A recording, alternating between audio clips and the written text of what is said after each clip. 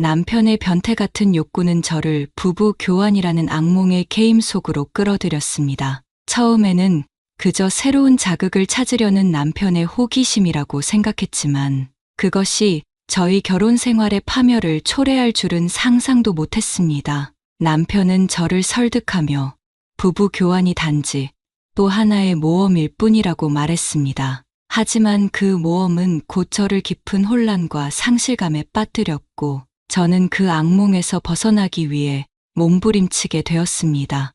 안녕하세요. 저희 가족을 보호하기 위해 이름은 모두 가명으로 대체하겠습니다. 그해 저는 35살이었고 남편은 저보다 2살 더 많았습니다. 결혼한 지 10년이 되었고 우리는 대학교 때부터 연애를 시작해 결혼까지 하게 되었습니다. 하지만 결혼 후 2년 동안 아이가 생기지 않아 병원에서 정밀 검사를 받았고 충격적인 결과를 받게 되었습니다.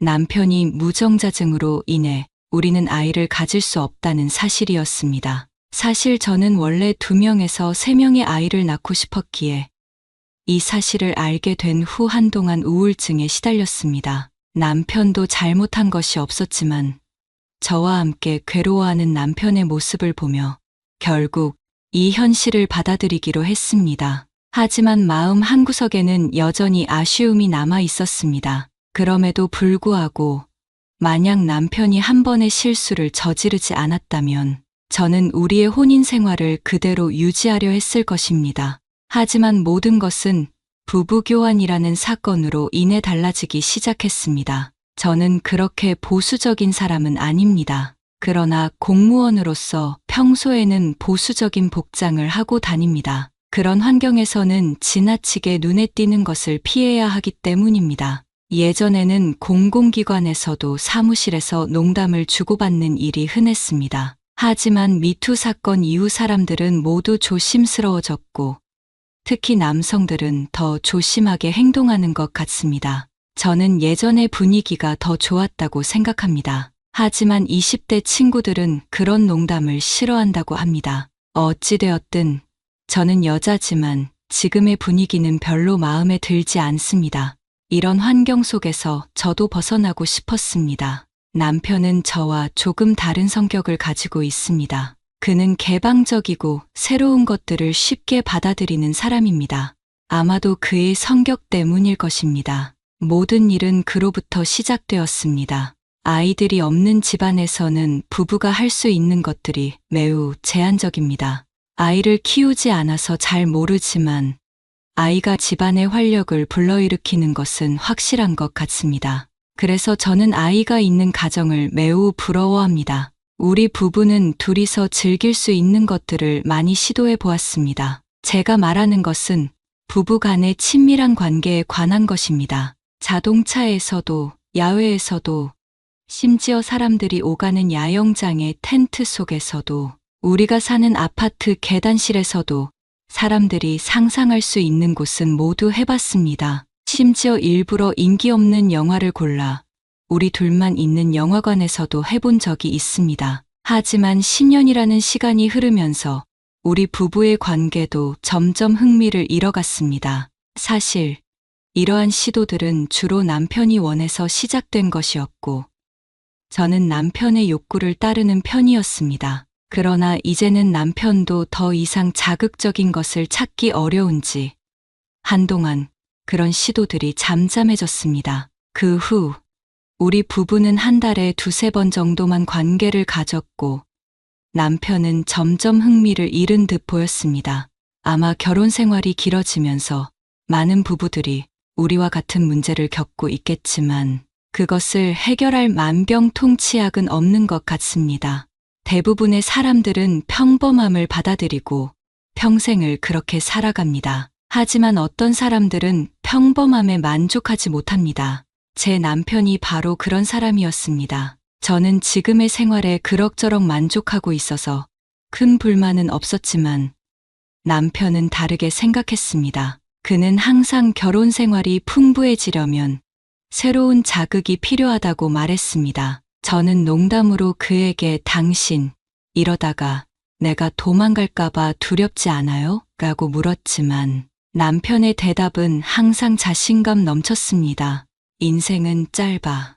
당신도 충분히 즐기면서 살아야 해. 인생은 한 번뿐이니까.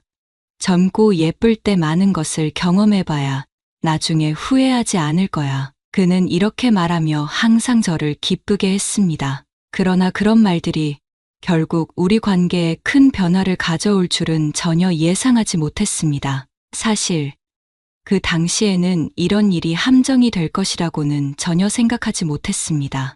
어느 날부터인가 남편이 이상한 제안을 계속하기 시작했는데 처음에는 속으로 이 사람이 무슨 생각을 하는 거지? 라고 비웃었습니다. 그러나 그 일이 시작부터 잘못된 것임을 어렴풋이 느끼면서도 남편의 끈질긴 설득에 호기심이 생겨 깊이 논쟁하지 않고 넘어갔습니다. 이는 결국 제가 남편의 제안을 묵인한 셈이 되었고 오랜 부부 생활의 평범함이 정말로 지루함을 느끼게 했던 것 같습니다. 그 후 몇 주 동안 남편은 인터넷에서 관련 정보를 찾아보기 시작했습니다. 처음에는 단순히 성인 영화나 포럼을 둘러보는 정도였지만 시간이 지나면서 남편은 저에게 부부 교환을 다룬 영화를 보여주기 시작했습니다. 그 영화는 일본에서 제작된 부부 교환 영화였는데 저는 처음에 큰 충격을 받았습니다. 영화 속 자극적인 장면들을 보며 저는 어떻게 두 부부가 한 공간에서 저렇게 아무렇지 않게 행동할 수 있는지 믿기 어려웠습니다.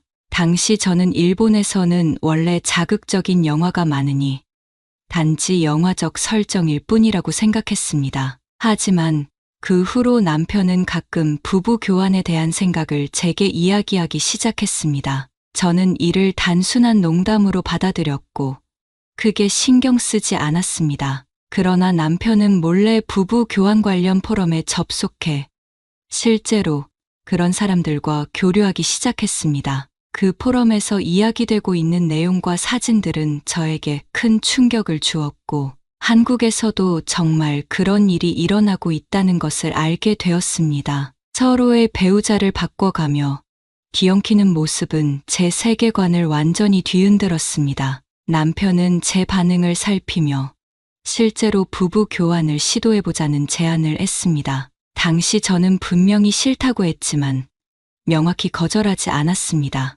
지금 생각해보면 그때 왜 그렇게 애매하게 반응했는지 저 스스로도 이해할 수 없습니다. 만약 그때 제가 단호하게 거절했다면 상황이 오늘날처럼 발전하지 않았을 것입니다. 제가 명확히 거절하지 않자 남편은 이를 묵인한 것으로 여겼고 더욱 적극적으로 교환 상대를 찾기 시작했습니다. 설날이 지나고 어느 날 남편은 갑자기 저를 컴퓨터 앞으로 끌고 가서 카카오톡의 대화 내용을 보여주었습니다. 그 내용은 수원의 한 남자가 우리와 접촉을 원한다는 내용이었습니다. 저는 그때 매우 화가 났습니다. 남편이 정말로 이런 일을 벌이다니 믿을 수 없었습니다. 남편은 즉시 저를 달래며 그저 한번 접촉해보자는 것이며 제가 동의하지 않으면 바로 연락을 끊겠다고 약속했습니다. 그 남자는 수원의 한 식당의 사장인 김성수였으며 나이는 남편보다 2살 더 어렸습니다. 이 상황을 받아들이기 어려웠지만 남편의 끈질긴 설득과 제 내면의 혼란 속에서 저는 결국 남편의 제안에 동의하게 되었습니다. 그것이 우리 결혼 생활에 어떠한 영향을 미칠지 전혀 알지 못한 채 말이죠. 우리 부부는 곧바로 김성수와 영상 통화를 통해 연락을 주고받기 시작했습니다. 영상에서 상대방은 체격이 크고 외모는 특별히 잘생기진 않았지만 어느 정도 위험이 있어 적어도 싫지는 않았습니다. 처음에는 두 남자만 영상에 등장했고 이는 서로의 아내가 상대방을 확인할 수 있게 하기 위함이었습니다. 김성수는 남편에게 아내를 보여달라고 요청했고 남편은 저를 보며 눈짓을 보냈습니다. 저는 약간 부끄러웠지만 결국 고개를 끄덕이며 화면의 모습을 드러냈습니다. 그날 밤 남편은 제 귀에 속삭이며 너 이제 낯선 사람과 섹스를 하게 될 거야. 흥분되지 않아? 라고 말하며 격렬하게 저를 애무했습니다. 놀랍게도 저도 그 말에 흥분되기 시작했습니다. 그날 밤, 우리는 오랜만에 깊은 사랑을 나누었고, 그 여운 속에서 첫 만남을 약속하게 되었습니다. 저는 우리의 집에서 이런 일을 하는 것이 불편하다고 느꼈기 때문에 수원에서 만나기로 했습니다. 주말에 우리 부부는 차를 몰고 수원으로 향했습니다. 김성수가 남겨준 주소인 한 아파트의 지하 주차장에 도착하자 김성수가 우리를 마중 나왔습니다. 그는 키가 190cm에 달하는 매우 큰 체격의 남자였습니다. 그의 앞에서 180cm인 남편조차 상대적으로 작아 보였습니다. 김성수는 마치 오래전부터 우리를 기다린 듯한 표정이었고, 저와 남편은 서로 눈을 마주치며 긴장을 풀기 위해 웃음을 터뜨렸습니다. 김성수는 매우 부드럽고 친근한 성격의 사람이었습니다. 그는 우리에게 몇 가지 상황을 설명해 주며 자연스럽게 대화를 이끌어갔고, 곧 우리는 서로 친밀감을 느끼기 시작했습니다. 그러나 처음으로 이런 활동을 하게 된 저는 여전히 긴장되었습니다. 제 얼굴에 미소가 굳어지는 것을 느꼈습니다. 김성수는 엘리베이터에 타면서 제 표정을 보고는 웃으며 말했습니다. 민경 씨, 처음이시죠? 긴장할 필요 없어요. 언제든지 그만둘 수 있어요. 아니면 그냥 우리 넷이서 대화만 나눠도 돼요. 그의 말에 제 얼굴은 순식간에 빨개졌고, 저는 부끄러워 고개를 숙였습니다. 얼마 지나지 않아 우리는 목적지에 도착했습니다. 그들 부부는 아파트 25층 꼭대기층에 살고 있었고, 40평 넘는 집안 거실에 큰 창문을 통해 도시 전체를 내려다볼 수 있었습니다. 경치는 정말 아름다웠습니다. 김성수의 아내는 이미 식사를 준비해 놓고 우리를 환영해 주었습니다. 우리는 모두 식탁에 앉아 함께 식사를 하며 대화를 나누었고, 조금씩 서로에 대한 긴장감을 풀어갔습니다. 음식이 정말 맛있어요. 직접 요리하신 건가요? 남편이 김성수의 아내에게 물었습니다. 그녀는 웃으며 대답했습니다. 네, 요리하는 걸 좋아해서 자주 집에서 준비해요. 맛있게 드셔주시니 기쁘네요. 정말 솜씨가 좋으신 것 같아요. 저도 배우고 싶어요. 제가 말을 꺼냈습니다. 언제든지 오세요. 같이 요리해요. 김성수의 아내가 친절하게 말하며 웃음을 지었습니다. 우리는 서둘러 식사를 마치고 이후에는 조금 더 편안한 분위기에서 서로를 알아가는 시간을 가졌습니다. 마치 이 순간을 위해 서로를 천천히 준비시키는 것 같았습니다. 김성수의 아내는 31살로 저보다 젊었지만 솔직히 외모는 저와 비교했을 때 약간 부족해 보였습니다. 저는 제 외모에 자신이 있습니다. 키 172cm에 몸무게 55kg, 약간 풍만한 몸매에 80cm의 가슴으로 제법 섹시하다는 평가를 받습니다. 김성수의 아내는 키가 160cm에 조금 마른 체형이었고, 장점이라면 그녀의 외모가 어려 보여 20대 중반처럼 보였다는 것과 피부가 매우 희고 깨끗하다는 점이었습니다. 그녀는 나름의 청순미가 있었고, 요가 강사로서 탄력 넘치는 몸매를 자랑했습니다. 그런 면에서 남편이 왜 그녀에게 관심을 가졌는지 이해할 수 있었습니다. 솔직히 말하자면 조금 질투가 났습니다. 우리는 마음이 붕 떠 있는 상태로 식사를 마친 후 거실에 앉아 잠시 TV를 보았습니다. 분위기는 약간 어색했지만 김성수가 이 침묵을 깼습니다. 그는 우리에게 우리 집 안방에는 빔 프로젝트로 영화를 볼 수 있는데 영화 한 편 볼까요? 라고 제안했습니다. 남편은 저를 한번 쳐다보았고 저는 고개를 숙이며 아무 말도 하지 않았습니다. 남편은 고개를 끄덕였고 우리는 그의 제안을 따르기로 했습니다. 김성수 부부는 우리를 데리고 안방으로 향했습니다. 김성수의 아내는 자연스럽게 침대에 앉았고 남편도 침대의 다른 쪽에 편안히 앉았습니다. 저는 조심스럽게 창가 벤치 소파에 앉았습니다. 김성수는 침대 맞은편 벽면에 스크린을 내리고 빔 프로젝트를 켜서 성인 영화를 틀었습니다. 이 장면은 여러 교환 이야기에 자주 등장하는 장면들과 비슷했습니다. 그는 이미 이런 경험이 많은 것처럼 보였습니다. 잠시 후 김성수는 제 옆으로 와서 앉았습니다. 저는 어떻게 해야 할지 몰라 당황했습니다. 남편은 무관심한 듯 우리의 모습을 보며 웃고 있었습니다. 제가 아무 반응을 보이지 않자 김성수는 제 허리를 감싸 안았습니다. 그의 큰 손이 제 허리를 감싸자 저는 이상하게도 몸이 약간 풀리는 느낌이 들었습니다. 김성수는 제 귀에 속삭였습니다. 민경 씨 처음 봤을 때부터 마음에 들었어요. 제 얼굴은 금세 달아올랐습니다. 김성수가 더 힘을 주자 저는 그에게 기대게 되었습니다. 남편도 그 모습을 보며 침대에 누워 김성수의 아내 옆으로 다가갔습니다. 김성수의 아내는 거부하지 않았고 남편이 그녀를 안도록 내버려 두었습니다. 잠시 후 김성수가 이제 샤워하러 가자고 제안했습니다. 남편은 동의하며 김성수의 아내와 함께 욕실로 들어갔습니다. 그들이 떠나자 저는 혼자 남겨진 듯한 느낌이 들었고 속으로 한숨을 쉬었습니다. 이 상황에서 제 머릿속에는 수많은 생각이 교차했습니다. 이것이 정말로 제가 원했던 것일까요? 아니면 남편의 바람에 따라 어쩔 수 없이 흘러가게 된 것일까요? 마음속 깊은 곳에서는 혼란이 일고 있었지만 이미 시작된 상황에서 저는 그저 앞으로 나아가는 것 외에 다른 선택이 없다는 느낌이 들었습니다. 김성수는 남편이 방을 나간 것을 확인하자마자 팔을 뻗어 저를 그의 품에 끌어안았습니다. 저는 약간 놀라며 미약한 신음소리를 냈습니다.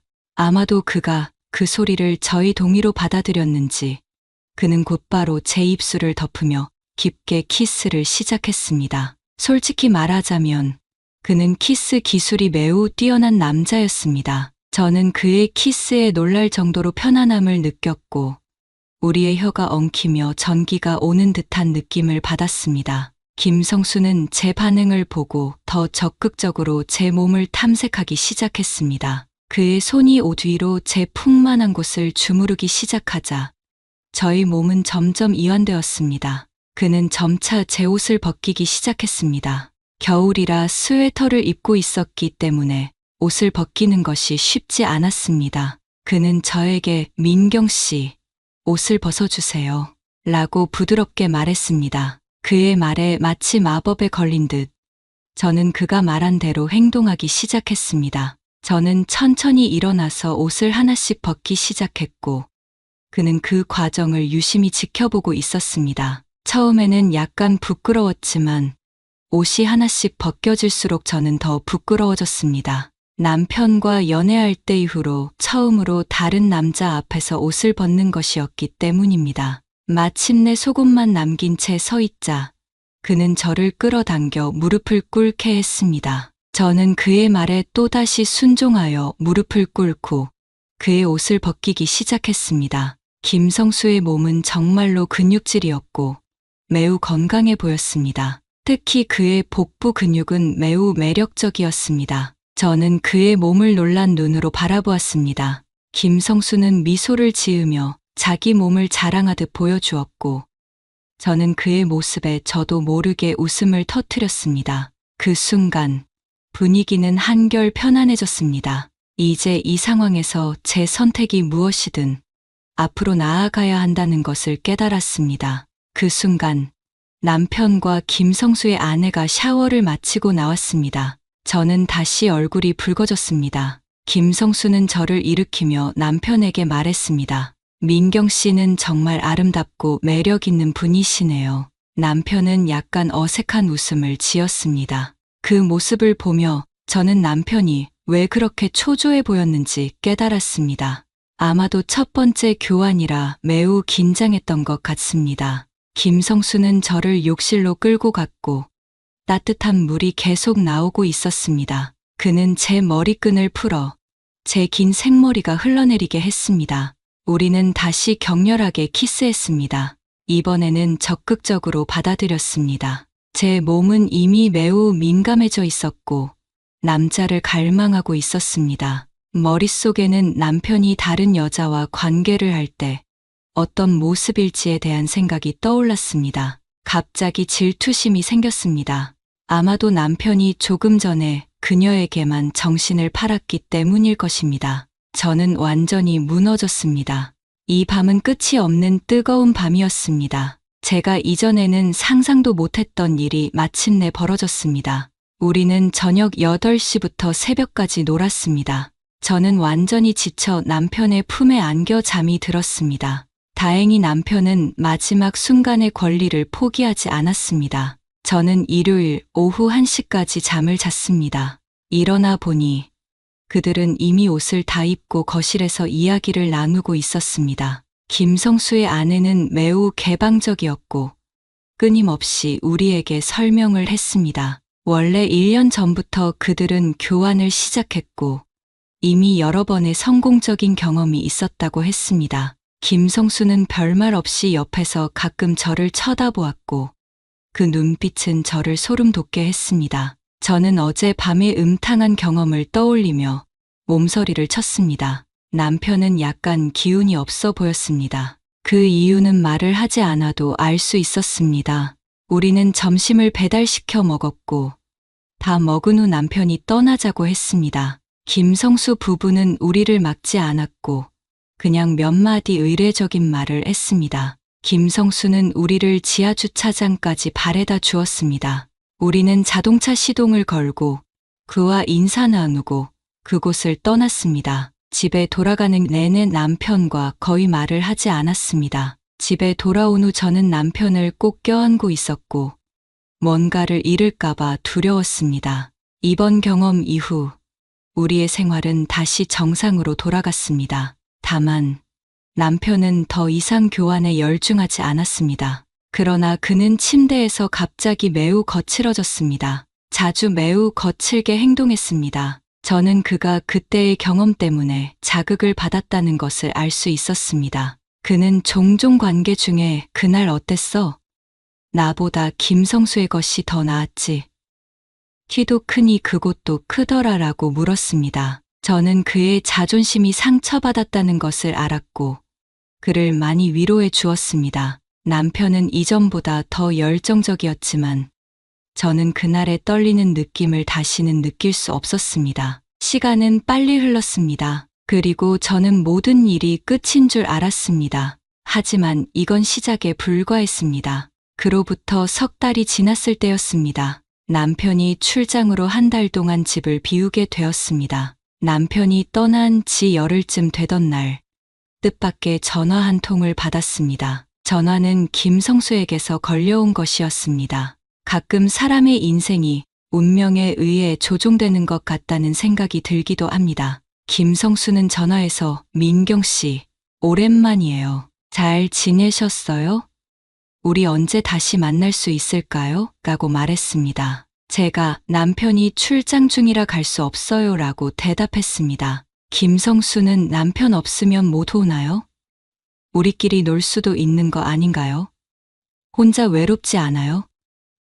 수원에 와서 얼굴 좀 보여주세요. 주말에 기다릴게요. 라고 말했습니다. 저는 그가 무엇을 암시하는지 알았습니다. 김성수의 말은 마치 무거운 망치로 제 마음을 두드리는 듯했습니다. 저는 순간 말을 잃고 가슴이 두근거리며 더 이상 거절할 수 없었습니다. 김성수는 이어서 "민경 씨도 저를 잊지 못하고 있죠? 왜 스스로를 속이고 있어요?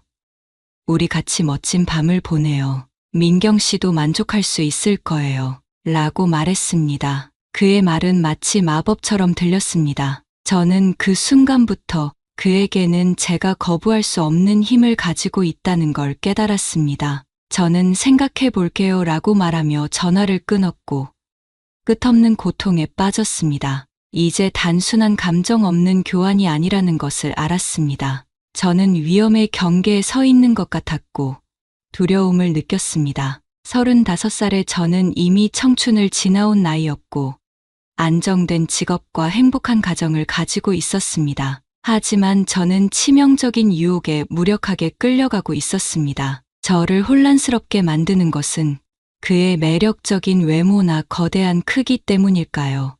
아니면 그의 강한 존재감 때문일까요? 전화를 끊고 나서 저는 무의식적으로 남편에게 전화를 걸었습니다. 남편의 익숙한 목소리가 들려왔습니다. 여보, 나예요. 저는 갑자기 할 말을 잃었습니다. 여보, 왜 전화했어? 그냥 언제 돌아오는지 궁금해서. 남편이 의아한 듯 물었습니다. 왜? 무슨 일 있어? 아니, 그냥 어젯밤에 영화를 봤는데 당신이 보고 싶어졌어. 이것이 제가 할 수 있는 최대의 노력임을 알았습니다. 하지만 김성수가 따로 만나자고 한 걸 왜 남편에게 말하지 않았는지 모르겠습니다. 남편은 아직 시간이 좀 더 걸려. 최소한 월말까지는 걸릴 거야 라고 대답했습니다. 그의 목소리는 여전히 가벼웠습니다. 조금 일찍 올 수는 없나요? 당신이 보고 싶어요. 저는 잠시 머뭇거렸고 그 말을 꺼내는데 큰 용기를 냈습니다. 하지만 그 순간 제가 남편에게 김성수와의 약속에 대해 말하지 않았다는 사실이 더욱 저를 혼란스럽게 만들었습니다. 남편이 조용히 물었습니다. 뭔가 고민이 있는 것 같은데 무슨 일이야? 저는 마음속에서 말할지 말지를 두고 치열하게 싸우고 있었습니다. 그냥 요즘 기분이 좀 그래. 아무래도 당신이 없어서 그런가 봐. 남편은 걱정스러운 목소리로 그럼 내가 일찍 돌아가는 방법을 찾아볼게. 조금만 참아. 라고 말했습니다. 그 말에 저는 안도감을 느꼈지만 동시에 김성수와의 만남에 대한 불안감이 더욱 커졌습니다. 남편은 이어서 저녁에 다시 이야기하자. 나 회사에 들어가 봐야 해. 라고 말하고 전화를 끊었습니다. 전화 저편의 단절음을 들으면서 약간 실망스러웠습니다. 그 순간 저는 원래 김성수의 이야기를 남편에게 말하려고 했었습니다. 그러나 말하지 못한 후회감이 점점 커졌습니다. 그날 저녁 저는 남편의 전화를 기다렸습니다. 이것을 운명의 시험으로 여겼습니다. 만약 남편이 전화를 하면 김성수의 일에 대해 말하고 그와의 만남을 거절하기로 결심했습니다. 하지만 전화가 오지 않는다면 어떻게 해야 할지 몰랐습니다. 결국 그날 밤 남편의 전화는 오지 않았고 저는 잠 못 이루는 긴 밤을 보냈습니다. 이 또한 운명의 장난일까요? 때때로 저는 운명을 믿습니다. 이틀이 더 지나고 금요일에 김성수가 다시 전화를 걸었습니다. 언제 올 수 있나요? 저는 잠시 침묵했고 그는 제 대답을 기다리고 있었습니다. 저는 전화 저편에서 자신만만한 미소를 짓고 있는 김성수를 상상했습니다. 제 고집스러운 성격이 폭발했습니다. 가지 않을 거예요. 전화 저편에서 실망스러운 목소리가 들렸습니다. 그는 더 이상 저를 유혹하지 않았고 저는 전화를 끊었습니다. 저는 안도의 한숨을 내쉬었지만 동시에 설명할 수 없는 감정이 들었습니다. 이것이 제가 할 수 있는 마지막 저항이었습니다. 그 순간 제가 아직 이런 용기를 가지고 있다는 것이 다행스럽게 느껴졌습니다. 다음 날인 토요일, 저는 이 일이 끝났다고 생각하며 혼자 쇼핑을 하고 있었습니다. 갑자기 전화가 울렸습니다. 전화를 보니 김성수였습니다. 저 서울에 있어요. 민경 씨는 어디예요? 제 심장은 두근거리기 시작했습니다. 저 지금 밖에서 쇼핑 중이에요. 남편 돌아오셨나요? 아니요. 아직 출장 중이에요. 그러면 지금 와요. 민경 씨가 너무 보고 싶어요. 저 땡땡 호텔 510호실에 있어요. 어서 와요. 기다릴게요. 그의 목소리는 단호했습니다. 저는 무언가 더 말하려고 했지만 그는 이미 전화를 끊었습니다. 순간적으로 혼란스러워졌습니다. 저는 어찌할 바를 몰랐고 제 마음은 끊임없이 갈등했습니다. 김성수의 말을 따를 것인지 아니면 지금이라도 멈출 것인지 저는 몇 번이고 스스로에게 물었습니다. 하지만 결국 저는 제 본능에 이끌려 그 호텔로 향했습니다. 제 머릿속에서는 온갖 생각들이 교차했고 발걸음은 더욱 무거워졌습니다. 호텔에 도착했을 때 저는 로비에서 잠시 멈춰섰습니다. 여기서 돌아가야 하는 걸까? 라는 생각이 들었지만 결국 엘리베이터에 올랐습니다. 5층에 도착한 저는 김성수가 말한 510호실 앞에 섰습니다. 문을 두드리려는 순간 다시 한번 망설이게 되었습니다. 하지만 이미 여기까지 온 이상 더는 돌이킬 수 없다고 느꼈습니다. 저는 조심스럽게 문을 두드렸고 곧 문이 열리면서 김성수의 얼굴이 나타났습니다. 그는 저를 보자마자 미소를 지으며 말했습니다. 오랜만이에요. 민경 씨, 들어와요. 그의 목소리는 따뜻했지만 동시에 저를 강하게 끌어당겼습니다. 저는 그의 말을 따랐고 안으로 들어갔습니다. 문이 닫히는 순간 저는 알 수 없는 두려움과 설렘에 휩싸였습니다. 김성수는 저를 소파에 앉히고 차를 한 잔 따라 주었습니다. 어떻게 지냈어요? 그는 차분한 목소리로 물었습니다. 저는 차를 마시며 그의 물음에 간단히 대답했습니다. 그냥 평범하게 지냈어요. 그는 제 얼굴을 바라보며 말했습니다. 민경 씨, 당신이 계속 생각났어요. 민경 씨도 저처럼 그때의 느낌을 잊지 못한 거죠. 그의 말에 저는 심장이 뛰기 시작했고 그와 다시 만나고 있다는 현실이 더욱 명확해졌습니다. 하지만 그 순간 남편의 얼굴이 떠올랐습니다.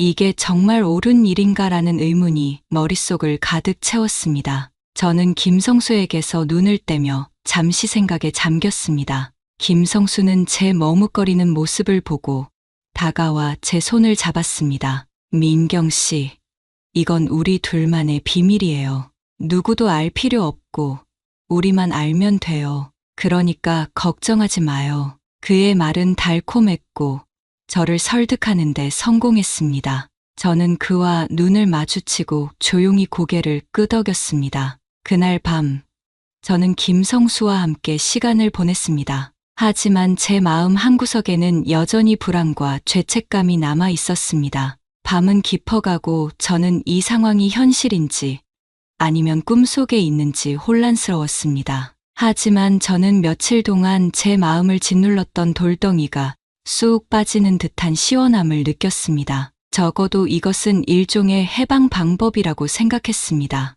중간에 휴식을 취하면서 우리는 오랜 시간 동안 이야기를 나눴습니다. 교환 과정에 대해 이야기하던 중 김성수는 진지한 표정으로 말했습니다. 민경 씨가 처음에 왜 거절하지 않았는지 아세요?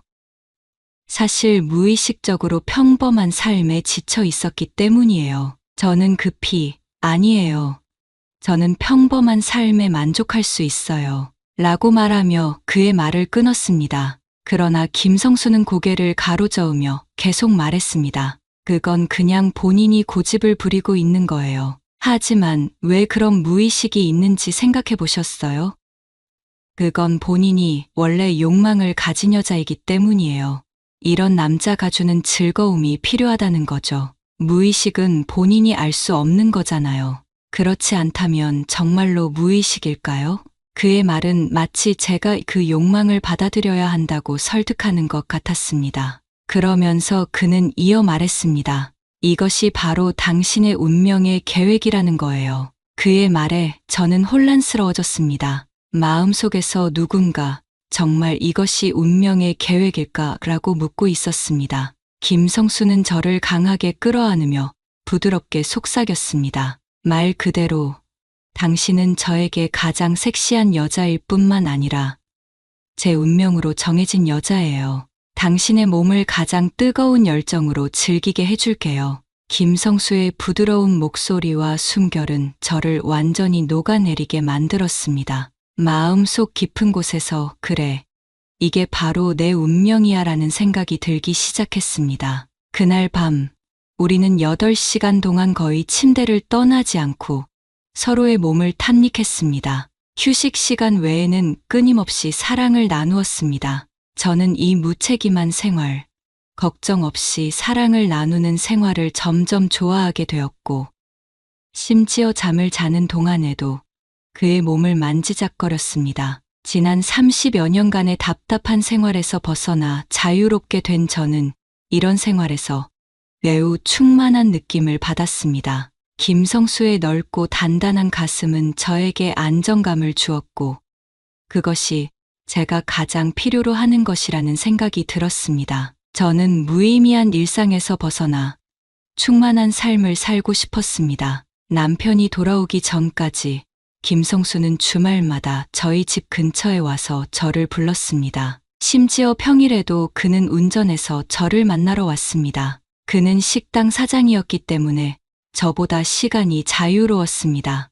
때로는 퇴근 후에, 때로는 저녁 식사 후에, 심지어는 점심시간에도 직장을 떠나 그를 만났습니다. 우리는 그의 차 안이나 사람 없는 공원에서조차 관계를 가졌습니다. 저는 마치 미친 듯이 김성수와의 만남을 갈망했습니다. 그의 존재는 제게 강렬한 열정의 상징이었고, 저는 그 열정에 완전히 사로잡혀 있었습니다. 남편이 돌아오기 전날 밤, 저는 집에 돌아가지 않았습니다. 새벽까지 이어진 김성수와의 만남에서 그는 저를 다시 한번 절정으로 이끌었습니다. 그 순간, 저는 그에게 절박하게 물었습니다. 저를 사랑하시나요?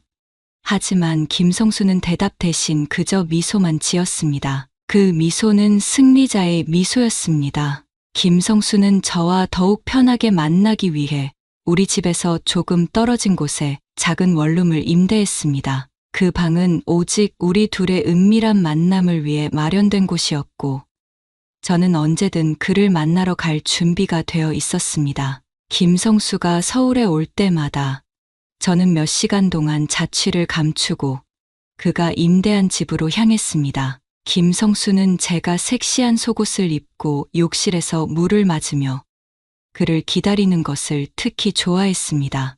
때때로 거울을 통해 흰색 타이트한 속옷이 물에 젖어 몸에 딱 붙어 있는 모습, 어렴풋이 드러나는 몸매, 젖은 머리카락이 몸에 달라붙어 있는 모습을 발견하곤 했습니다. 그 순간 제 몸매는 풍만하고 투명하며 표정은 매혹적이었습니다. 김성수는 이러한 제 매력을 알아보았고, 그는 저를 정말로 매혹적인 여인으로 여겼습니다. 김성수는 제 몸에 끝없는 흥미를 보이며 마치 제 모든 것을 소유한 것처럼 행동했습니다. 김성수는 다양한 기술을 선보이며 저를 다양한 방법으로 즐겼고, 저는 그의 매력에 빠져 모든 것을 받아들였습니다. 그의 열정은 마치 저를 삼켜버릴 듯 강렬했고, 그의 기술은 때로는 매우 음란했습니다. 하지만 그는 저를 유혹하며 제가 그의 기술에 매료되도록 만들었습니다. 저항하려는 생각조차 들지 않게 만들었던 그의 설득력은 정말 강력했습니다.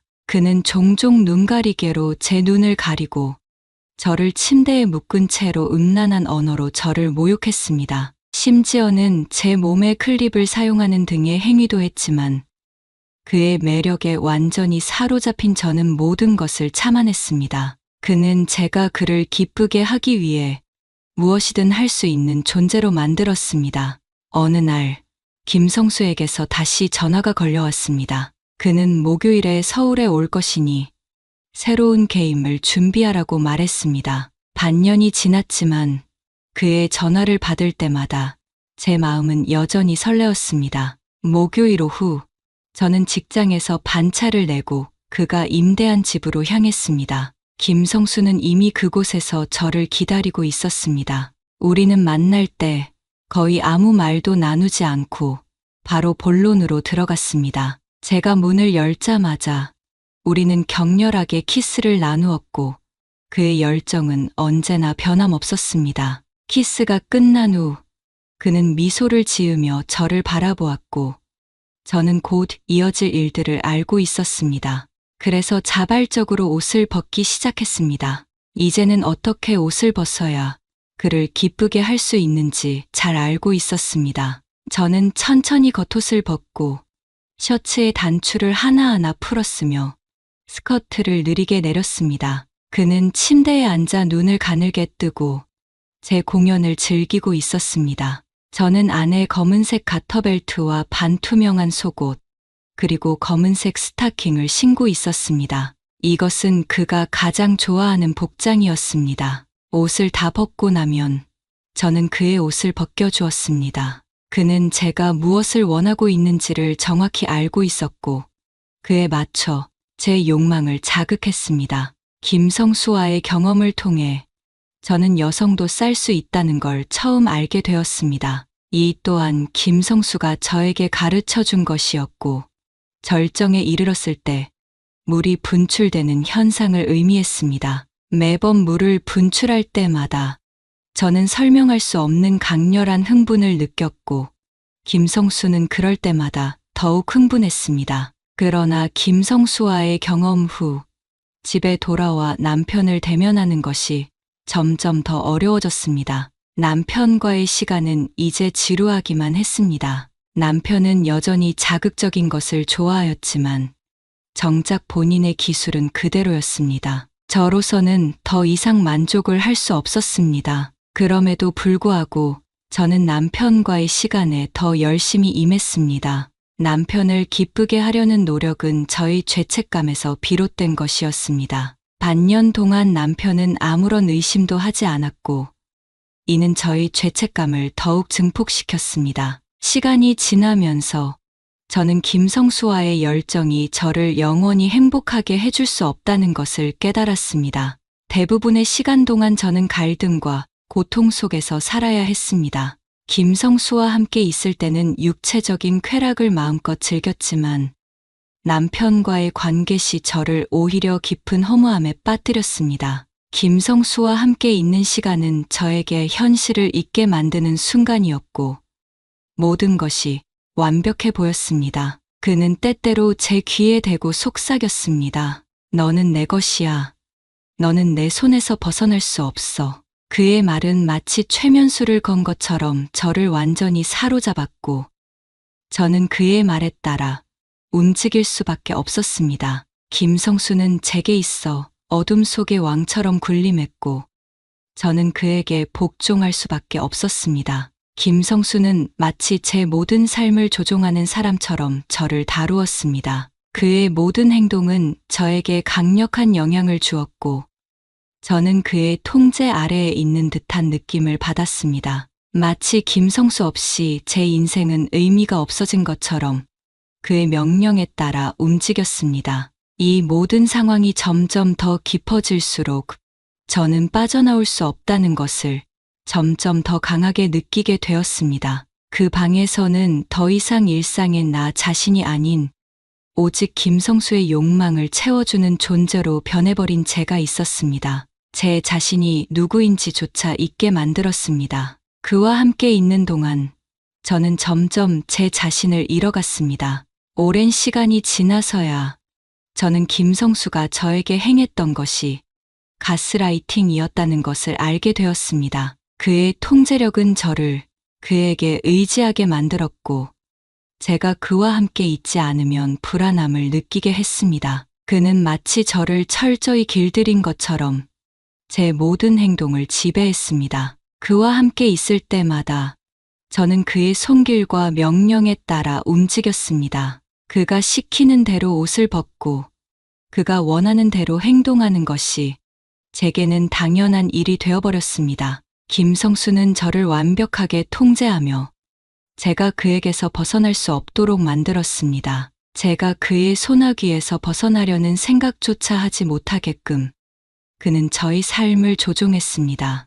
우리가 한참 땀을 흘리고 있을 때 저는 눈가리개 때문에 아무것도 보이지 않았습니다. 그런데 갑자기 문이 열리는 소리가 들렸고 저는 놀라 일어나려 했지만 어서 누워, 가만히 있어 라는 김성수의 말에 무의식적으로 그의 말을 따르게 되었습니다. 김성수는 다시 움직이기 시작했고 옆에서는 옷 벗는 소리와 흥분된 숨소리가 들려왔습니다. 그날은 저에게 정말 악몽 같은 날이었습니다. 그날 우리는 저녁 10시까지 함께 시간을 보냈습니다. 김성수가 저를 집에 데려다 줄 때 가을의 서울은 이미 쌀쌀해졌고 차가운 바람이 불어와 저는 갑자기 매우 추워졌습니다. 그가 저를 다른 사람과 그렇게 쉽게 공유했다는 사실이 혼란스러웠습니다. 그에게 저는 대체 어떤 존재였을까요?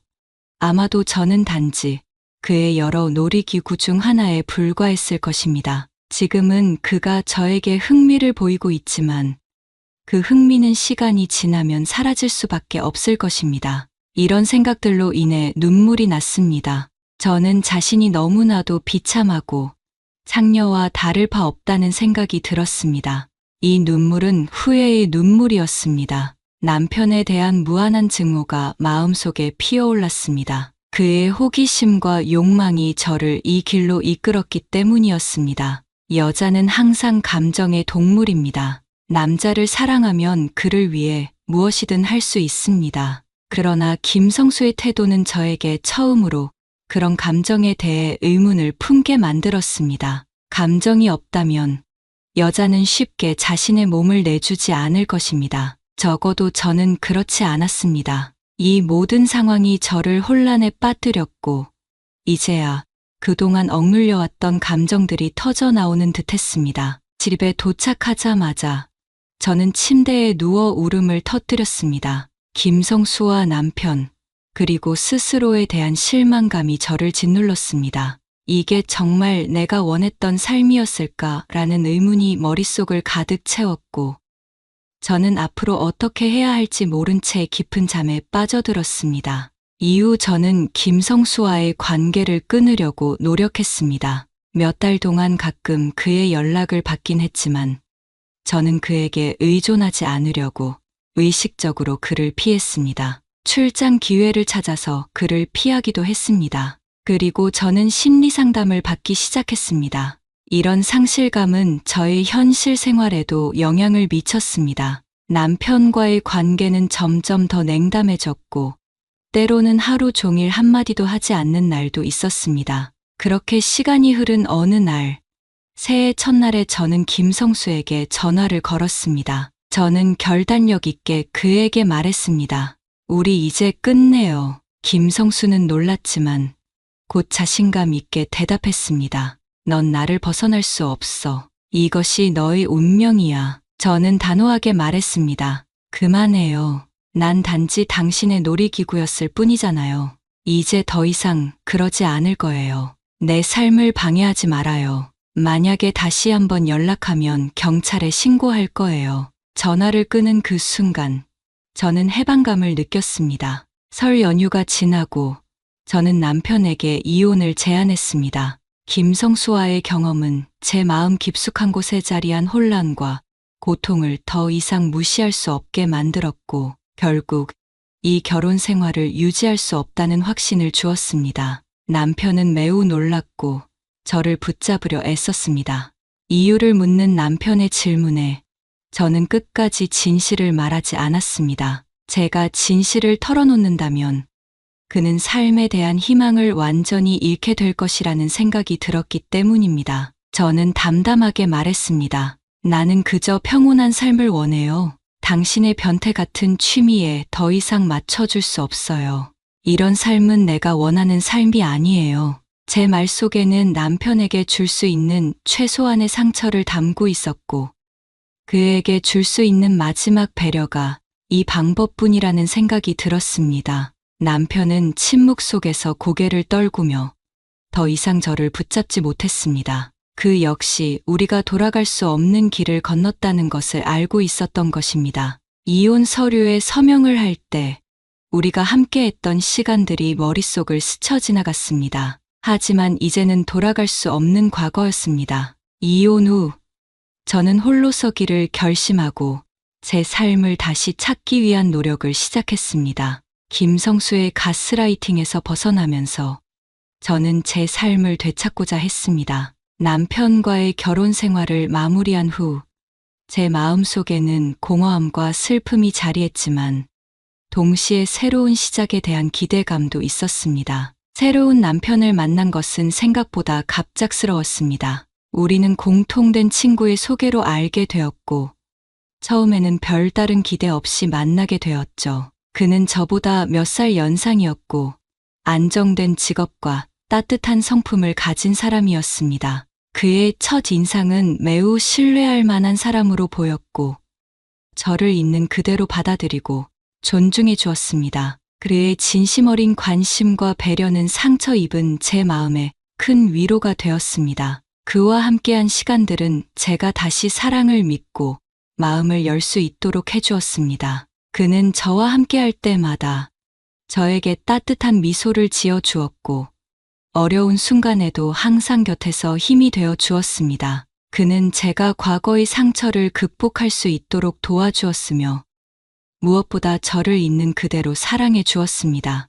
우리는 결혼 후 평화롭고 안정된 일상을 꾸려나갔습니다. 그는 제게 안정감과 행복을 주었으며, 함께하는 모든 순간이 특별하게 느껴졌습니다. 주말에는 함께 산책을 가거나 새로운 요리를 시도하며 즐거운 시간을 보냈습니다. 그는 항상 제 의견을 존중하고 저와 함께 미래를 계획했습니다. 특히 제가 임신 소식을 전했을 때 그는 눈물을 글썽이며 저를 꼭 안아주었습니다. 이제 우리에게 새로운 가족이 생겼네요. 나는 당신과 우리 아이가 너무나도 소중해요. 앞으로 더 행복한 가정을 만들기 위해 노력할게요. 그의 진심 어린 말에 저는 다시 한번 그에게 감사함을 느꼈습니다. 임신 이후 그는 더 적극적으로 저를 돌보며 매일 아침 따뜻한 차를 준비해주고, 퇴근 후에는 함께 태교를 위한 음악을 들으며 시간을 보냈습니다. 그는 태어날 아이를 위해 아기방을 꾸미는 것도 함께 했으며, 아이의 미래에 대한 이야기를 나누며 우리의 꿈을 함께 그려갔습니다. 이제 저는 과거의 상처를 뒤로하고 새로운 남편과 함께한 이 시간이 제 인생에서 가장 소중한 순간들임을 느낍니다. 그의 사랑과 배려 속에서 저는 다시 웃을 수 있게 되었고, 곧 태어날 우리의 아이와 함께 더 행복한 미래를 꿈꾸고 있습니다. 그와 함께하는 하루하루가 감사하고, 저는 이제 진정으로 행복하다고 말할 수 있습니다. 이런 평범하지만 따뜻한 삶이 제가 진정으로 원하는 삶입니다. 오늘의 사연은 여기까지입니다. 구독, 좋아요, 알림 설정 잊지 마세요. 더 많은 사연 올려드리겠습니다. 시청해 주셔서 감사합니다.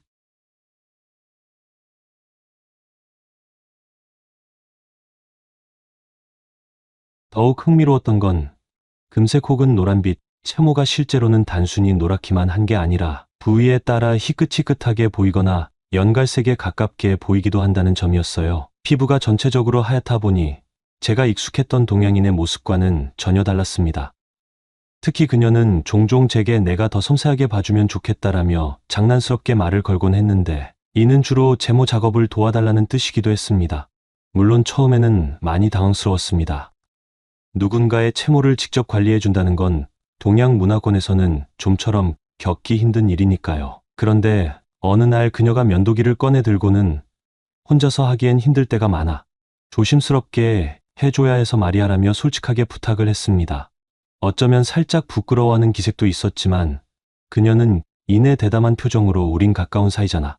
이 정도 부탁은 할 수 있지 않겠어? 라고 덧붙였어요. 처음에 저는 제대로 손이 떨릴 정도로 긴장했습니다. 그런데 막상 해보니 그녀 역시 제게 신뢰를 보내주고 있었고, 저 또한 그녀의 체온과 피부를 자연스럽게 접하면서 더 친밀감을 느꼈습니다. 그녀의 피부는 서양인 특유의 얇고 투명해 보이는 색감이어서 면도를 하고 난 후에는 그곳이 마치 연분홍색 속살이 도드라지듯 보여 조금은 신기하게 느껴졌습니다. 그리고 실제로 보니 완전히 금비진 채모라기보다는 약간의 갈색이 섞여 있었고 빛에 따라 색이 달라 보이기도 했어요. 안녕하세요. 오늘의 사연입니다. 제게는 오래전부터 바다를 누비며 전 세계를 여행하고 싶다는 꿈이 있었습니다. 대학에서 공부를 마친 뒤 정식으로 선원 자격 시험을 통과해 해외로 진출할 수 있는 기회를 얻었죠. 2012년 무렵 저는 유럽 지중해를 운항하는 대형 크루즈 회사에 지원하여 합격했습니다. 당시 나이는 24살, 젊음과 열정으로 가득 차 있었어요. 제가 일하게 된 크루즈 선박은 이탈리아 제노바의 작은 항구에서 출발했습니다. 16층 규모의 초호화 유람선이었고 내부는 마치 현대판 타이타닉 같았죠. 카니발 분위기의 카지노와 풀장, 달리는 트랙이 있는 경마장 시뮬레이터, 수영장, 스파바, 레스토랑 등 없는 게 없었습니다. 건물로 치면 웬만한 호텔보다 더 크고 도시 하나가 떠 있는 듯한 규모였어요. 처음엔 이런 곳에서 일하다니 나는 정말 운이 좋은 사람인가 보다 하고 들떴습니다. 하지만 배에 올라 실제 생활을 시작해보니 예상과 다른 점들이 정말 많았습니다.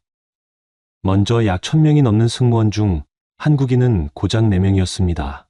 그리고 그 4명조차 서로 다른 부서에 배치되어 잘 마주치지도 못했죠. 사람들은 종종 다국적 환경에서 일하면 모두가 서로에게 관대하고 친절할 것이라고 상상하곤 합니다. 그러나 실제로는 각기 다른 문화권에서 온 사람들이 모여 경쟁하는 곳이기에 편견이나 갈등이 은근히 존재했습니다. 특히 백인 동료들 중 일부는 동양인을 낯선 이방인 정도로 대하는 경우가 있었지요. 저는 선상에서 여러 임시 업무를 맡았습니다. 바텐더로 칵테일을 만들기도 했고 보안 요원으로 순찰을 돌기도 했으며 바쁠 때에는 객실 정비 업무를 지원하기도 했어요. 기본 급여는 약 1,500유로 정도로 한화로 따지면 200만 원 정도였습니다. 팁을 추가로 받으면 실제 수입은 더 많아지곤 했지만 배 안에서 정신없이 지내다 보면 돈을 쓸 일이 많지 않았습니다. 워낙 바쁜 일정이 반복되었으니까요. 유람선은 보통 7, 8시간 정도 항해한 뒤 관광객들이 여행할 수 있는 유명한 도시나 섬에 정박하곤 했습니다. 제노바에서 출발해 프랑스 마르세유로 가고 그 다음은 스페인의 바르셀로나로 향하는 시기입니다. 여러 국제 도시를 오가며 관광객을 만족시켜야 하다 보니 승무원들도 늘 긴장 상태였지만 동시에 꽤나 재미있는 경험도 쌓을 수 있었습니다. 그런데 크루즈 승무원 생활에는 유람선 커플이라는 독특한 문화가 있었습니다. 한번 승선하면 7, 8개월간 바다 위에서 지내야 하니 고립된 상황에서 외로움을 느끼는 사람이 많아요. 그러다 보니 같은 선내에서 연인이 생기는 일은 흔했습니다. 심지어 육지에 가족이 있는 사람들도 배 위에서는 또 다른 연애를 하곤 합니다. 계약 기간 동안은 사실상 작은 마을과 같은 선내에서 모든 생활을 해결하기 때문에 관계가 빠르게 진전될 때가 많아요. 저 역시 배에 오르기 전에는 이런 문화를 미처 몰랐습니다. 처음에는 관심도 없었어요. 난 일하고 경력 쌓고 쉬는 날에는 지중해의 아름다운 항구 도시를 구경하자라는 생각이 컸죠. 그런데 시간이 지나면서 저 스스로도 그런 분위기에 조금씩 휩쓸렸습니다. 제가 있던 팀에서는 총책임자 밑으로 여러 팀 리더가 있었습니다. 그중 한 명인 프랑스 출신의 여성 리더에 대해 처음에는 상사니까 잘 보여야지라는 마음뿐이었습니다. 그녀는 금발에 가까운 밝은 갈색 머리를 길게 닦기도 하고 때로는 세련되게 묶기도 하면서 스스로 스타일을 잘 가꾸는 사람이었어요. 키는 170cm 정도, 서양 여성 특유의 곡선이 살아있는 체형이라 주변에서도 성숙미가 있다는 평을 자주 들었습니다. 저는 그 정도로 유심히 보진 않았지만 분명 매력적인 분위기를 풍기는 사람이긴 했습니다. 그녀는 의외로 호기심이 많았고 특히 동양 문화나 언어에 깊은 흥미를 보였어요. 처음에는 업무상 대화를 나누다가 어느 순간부터 제게 한국어는 어떤 식으로 인사를 하느냐, 한국의 바다는 어떤 느낌이냐 같은 질문을 하더군요. 영어로 대화하면서 자연스럽게 가까워졌습니다. 그러다 보니 점차 일 아닌 사적인 얘기까지 섞여들었고 주말에 시간 나면 선내 카페테리아에서 같이 커피 마실래? 라는 제안을 그녀가 먼저 해왔습니다. 당시 저는 또래에 비해 키도 크고 대학에서 꾸준히 운동해서 체격도 나쁘지 않았습니다. 그녀가 말하기를 유럽의 백인들도 덩치가 크긴 하지만 동양인 중에서도 내가 꽤 길쭉하고 잘 다듬어져 있어서 궁금했다고 했습니다. 일종의 이국적 매력 같은 것을 느꼈다는 이야기도 했죠. 저는 어딜 가든 동양인이라는 정체성 때문에 호기심 섞인 시선을 받았는데 처음에는 살짝 불편했으나 점차 스스로를 색다른 존재감으로 받아들이게 되었습니다. 그렇게 서로에게 호감이 쌓이던 중 유람선의 특성상 일과 휴식 공간이 매우 가까이 있다 보니 어느새 둘만의 시간이 자주 만들어졌습니다. 특히 배가 항구에 정박하고 승객들이 모두 도시 투어를 나가거나 각자 레스토랑으로 흩어질 때 승무원 중 일부는 교대 근무로 짬을 낼 수 있거든요. 그럴 때 그녀는 가끔 저를 불러 도시 구경 같이 가자고 했습니다. 육지에 가족이 있다는 사실도 알고 있었지만 사실 배 위의 대부분 승무원들이 어느 정도는 그러한 이중 생활을 한다는 점을 익히 들었기에 크게 놀라진 않았습니다. 저와 그녀 사이의 감정은 생각보다 빨리 깊어졌습니다. 팀 리더로서 강인하고 에너지 넘치는 면모를 지닌 그녀였지만 개인적으로는 외로움을 많이 타는 성격이기도 했습니다. 저는 아직 20대 초중반의 혈기왕성한 시기였고 낯선 환경에 대한 설렘도 컸죠. 어찌 보면 서로의 공허함을 일시적으로 채워주는 동반자가 되어 주었던 겁니다. 선내 생활에서 일과가 끝나면 우리는 종종 배의 상층부에 있는 라운지나 조용한 통로를 산책했습니다. 지중해 위로 펼쳐진 밤바다를 바라보면서 서로에 대해 조금씩 더 알아갔죠. 그녀는 종종 프랑스어를 가르쳐 주기도 하고 제게 발음이 어색하다며 장난스럽게 손바닥으로 팔을 툭 치며 웃었습니다. 그런 소소한 스킨십도 두근거렸어요. 사적으로 함께하는 시간이 늘어나면서 자연스럽게 서로의 몸에 조금씩 더 가까워졌습니다. 처음으로 둘만의 개인 공간에서 함께한 날을 잊을 수 없습니다. 승무원 전용 휴게 구역 중 하나인 조그만 라운지에서 차를 마시다 이윽고 그녀가 손을 잡아 이끌더니 배의 객실 중 팀 리더들이 쓰는 좀 더 넓은 단독 객실로 저를 안내했어요. 당시 저는 낯선 나라, 낯선 상황에서 가슴이 뛰는 걸 감추기 어려웠습니다. 그리고 이미 크루즈 안에서는 연인이 생기면 자연스럽게 서로의 방에 드나들곤 한다는 이야기를 들었으니 이 흐름이 굉장히 자연스럽게 느껴졌습니다. 문을 닫고 나서야 저는 그녀가 보여주는 또 다른 면모를 마주하게 되었습니다. 평소에는 일에 엄격하고 능숙한 리더였지만 사적인 공간에서는 훨씬 부드럽고 감각적인 여성이 되었어요. 나는 내가 궁금해라며 가벼운 포옹에서 시작해 점점 서로의 체온을 느끼게 되었죠. 그녀가 말했어요. 사실 배 안에서 여러 나라 남자들과 가깝게 지내본 적도 있는데 동양인과는 제대로 된 만남이 처음이야. 내가 새롭고 흥미롭고 그래서 좋다. 그 말이 제게 묘한 자극이 되었습니다. 저도 서양 여성과 이렇게 사적으로 가까워진 것은 처음이었으니 모든 것이 낯설고 동시에 흥미로웠습니다. 그녀가 웃으면서 내가 알려줄 게 많을 거야 라고 말했을 때 저는 이미 은근한 설렘과 긴장감으로 가슴이 두근거렸습니다. 서로 옷깃에 손을 얹고 자연스럽게 몸을 맞대는 순간 그녀의 채취와 부드러운 머릿결 그리고 노르스름한 살결이 강렬하게 느껴졌습니다. 동양권에서 흔히 보던 체형이나 피부톤과 달랐고 무엇보다 어딘가 모르게 대담함이 녹아 있었습니다. 프랑스 여성들은 사랑 표현에 솔직하다는 말을 들은 적이 있는데 실제로 그녀는 그런 기질이 꽤 분명히 드러났어요. 사실 서양인 여성, 특히 금발이라고 불리는 사람들 중에서도 천연 금발인 경우는 생각보다 많지 않았습니다. 그녀 또한 원래는 밝은 갈색 머리였지만 일정 주기로 뿌리 염색을 해 주어야만 금발 이미지를 유지할 수 있었죠. 몸의 채모 역시 비슷했습니다. 동양에서 자라온 제 시선에는 팔과 다리를 비롯해 몸 곳곳에 자라는 밝은 색의 채모가 꽤 인상적으로 다가왔어요. 가까워지고 나서야 알게 된 사실이지만 그녀는 나는 털이 좀 많아서 번거롭지만 어쩔 수 없지라며 웃어넘기기도 했습니다. 더욱 흥미로웠던 건 금색 혹은 노란빛 채모가 실제로는 단순히 노랗기만 한 게 아니라 부위에 따라 희끗희끗하게 보이거나 연갈색에 가깝게 보이기도 한다는 점이었어요. 피부가 전체적으로 하얗다 보니 제가 익숙했던 동양인의 모습과는 전혀 달랐습니다. 특히 그녀는 종종 제게 내가 더 섬세하게 봐주면 좋겠다라며 장난스럽게 말을 걸곤 했는데 이는 주로 제모 작업을 도와달라는 뜻이기도 했습니다. 물론 처음에는 많이 당황스러웠습니다. 누군가의 채모를 직접 관리해준다는 건 동양 문화권에서는 좀처럼 겪기 힘든 일이니까요. 그런데 어느 날 그녀가 면도기를 꺼내 들고는 혼자서 하기엔 힘들 때가 많아 조심스럽게 애줘야 해서 말이야라며 솔직하게 부탁을 했습니다.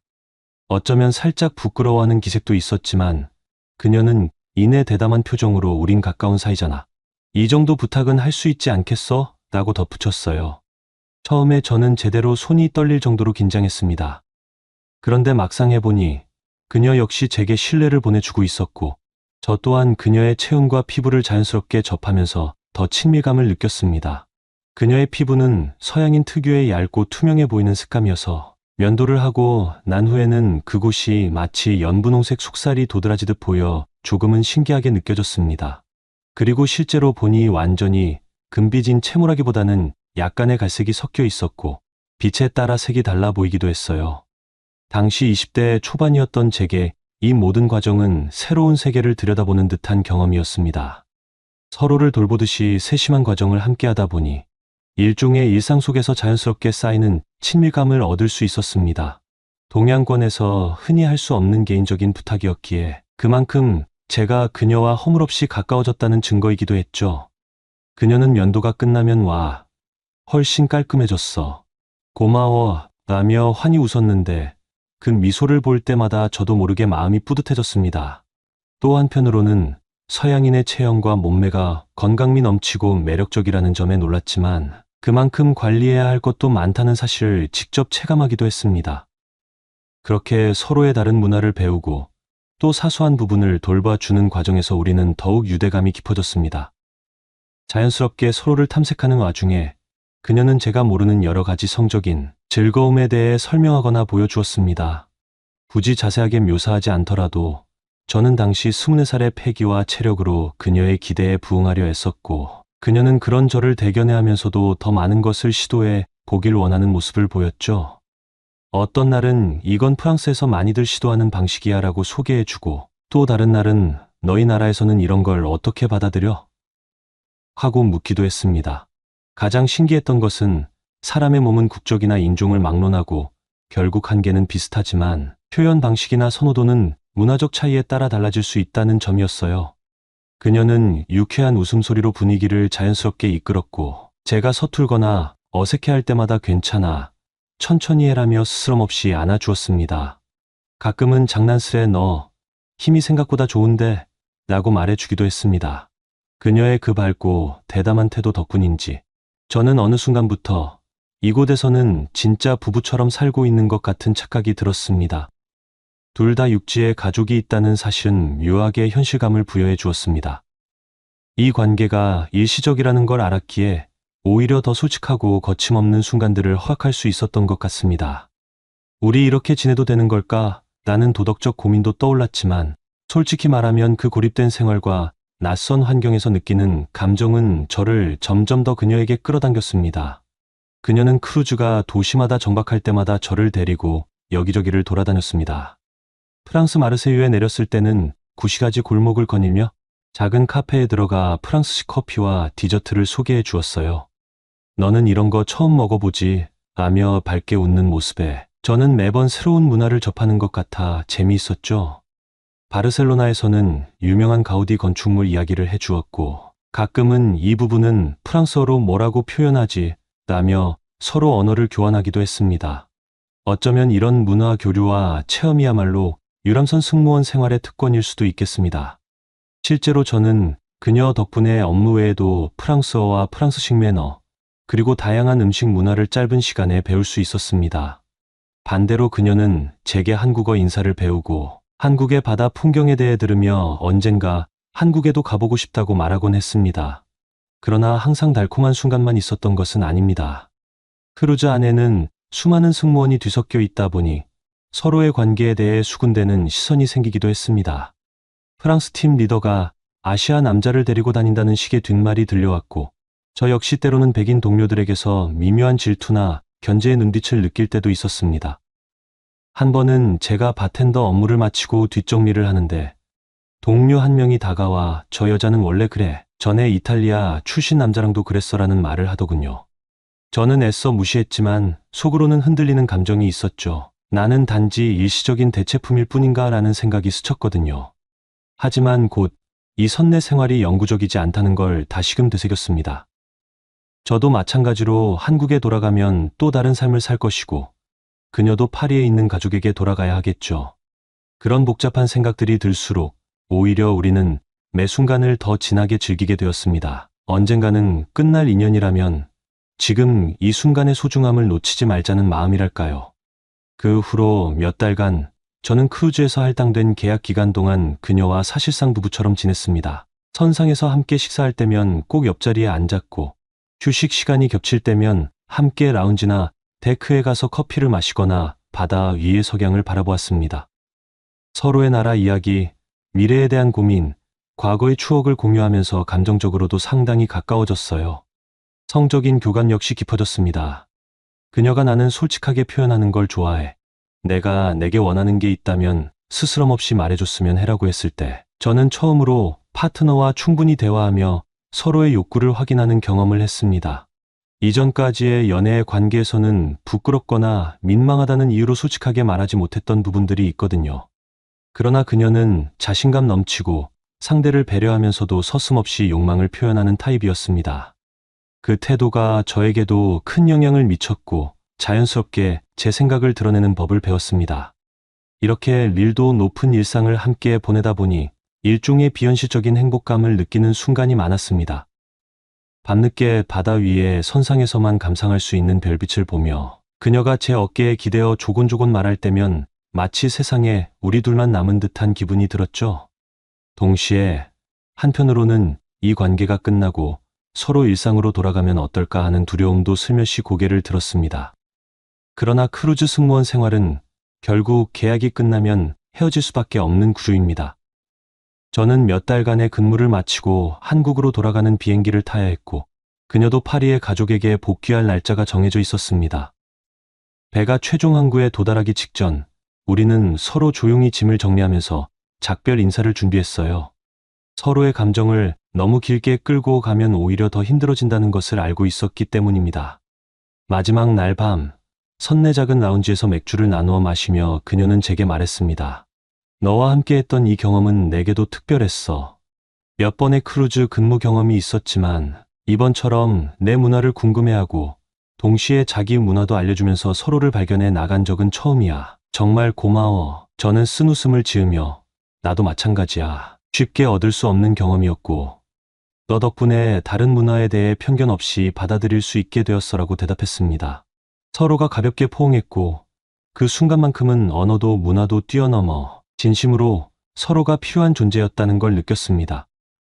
다음 날 크루즈가 제노바에 최종 도착했을 때 우리는 또 다른 승객들과 함께 선착장에서 작별했습니다. 그녀는 여느 때처럼 환하게 웃으며 파리에 오게 되면 꼭 연락해. 나도 언제가 될지 모르지만 한국에 가게 되면 연락할게라며 제 손을 살짝 잡아주었습니다. 그렇지만 둘 다 알고 있었죠. 이 재회의 약속은 그리 쉬운 일이 아닐 거라는 거요. 그렇게 저는 젊은 시절의 한 조각을 품은 채 짐을 싸서 한국행 비행기에 올랐습니다. 무거운 감정도 있었고 한편으로는 아름다운 추억을 얻었다는 생각에 가슴이 벅차기도 했습니다. 유람선 생활이란 것이 외로움과 고립감 속에서 일상의 규칙과 달리 돌아가지만 그 안에서 나누는 인간관계 또한 진실되지 않은 것은 아니었습니다. 제가 첫 유럽 크루즈에서 일을 마치고 잠시 한국으로 돌아왔을 때 전 다시 바다로 나가고 싶은 마음이 떠올랐습니다. 처음 배를 탔던 경험은 좋고 나쁜 면 모두가 강렬했지만 그만큼 저를 성장시켜 주기도 했고 이런 독특한 생활을 한 번쯤 더 해보고 싶다는 욕구가 생겼거든요. 그중 예전에 만났던 프랑스인 팀 리더와 연락이 닿았습니다. 그녀는 여전히 크루즈 업계에 몸담고 있었고 제게 새로운 선박을 소개해 주었습니다. 이전보다 규모는 작지만 그래도 여전히 몇천 명의 승객을 태우는 대형 유람선이었습니다. 노선도 달랐는데 중부 유럽의 항구를 도는 코스가 포함되어 있었죠. 덕분에 저는 한국에서 잠시 쉬다가 그녀가 준 추천서를 바탕으로 이탈리아 국적의 크루즈 회사에 지원했고 운이 좋게도 합격하여 두 번째 유람선 생활을 시작하게 되었습니다. 이번 배는 과거 제노바에서 출항하던 크루즈보다 조금 더 작았지만 여전히 승무원만 해도 600, 700명 정도 되었습니다. 첫 배에서 많은 것을 배웠고 외국인들과 어울리는 방법이나 생활 규칙 등을 어느 정도 이해한 덕분에 이번에는 훨씬 수월하게 적응했습니다. 제 배치는 바 관련 업무와 승객 응대 업무가 섞여 있는 형태였는데 이미 바텐더 경력도 있었고 보안 업무도 잠깐 겸했던 터라 상사들이 빠르게 업무에 잘 녹아들 것 같다고 평가해 주었습니다. 그리고 그 무렵 저는 또 한 명의 매력적인 여성을 만났습니다. 이탈리아 출신으로 나이는 28살 정도였고 짧은 슈커 스타일의 머리를 깔끔하게 유지하는 모습이 돋보이는 사람이었습니다. 키는 160cm를 조금 넘는 수준이었는데 작은 체구에 어울리지 않게 상당히 볼륨감 있는 몸매를 가지고 있었어요. 특히 상반신이 눈에 띄게 풍만해서 어쩔 수 없이 시선이 갈 때가 종종 있었습니다. 이탈리아 여성이라고 하면 많은 사람들이 떠올리듯이 그녀는 발랄하고 사교성이 넘쳤습니다. 처음에는 제가 근무 중인 바 카운터로 몇 번 찾아와 칵테일을 주문했는데 그때부터 시선을 교환하며 가벼운 농담도 주고받았어요. 그녀가 영어를 유창하게 구사하기도 해서 큰 어려움 없이 대화가 가능했습니다. 그러다 어느 날 그녀가 먼저 저에게 말을 걸었습니다. 나 이번에 휴식 시간에 배 뒤쪽 라운지 가려고 하는데 혹시 시간 되면 같이 갈래? 예전 크루즈에서의 경험 덕분에 저는 이제 이런 선상 생활의 암묵적 규칙을 익히 알고 있었습니다. 휴게 공간에서 둘만이 커피나 맥주를 함께 한다는 건 일단 사적인 호감이 있다는 사인이기도 했거든요. 그래서 저는 망설임 없이 좋지, 같이 가자고 답했고, 그 뒤로 우리는 짧은 시간 동안 급속도로 가까워졌습니다.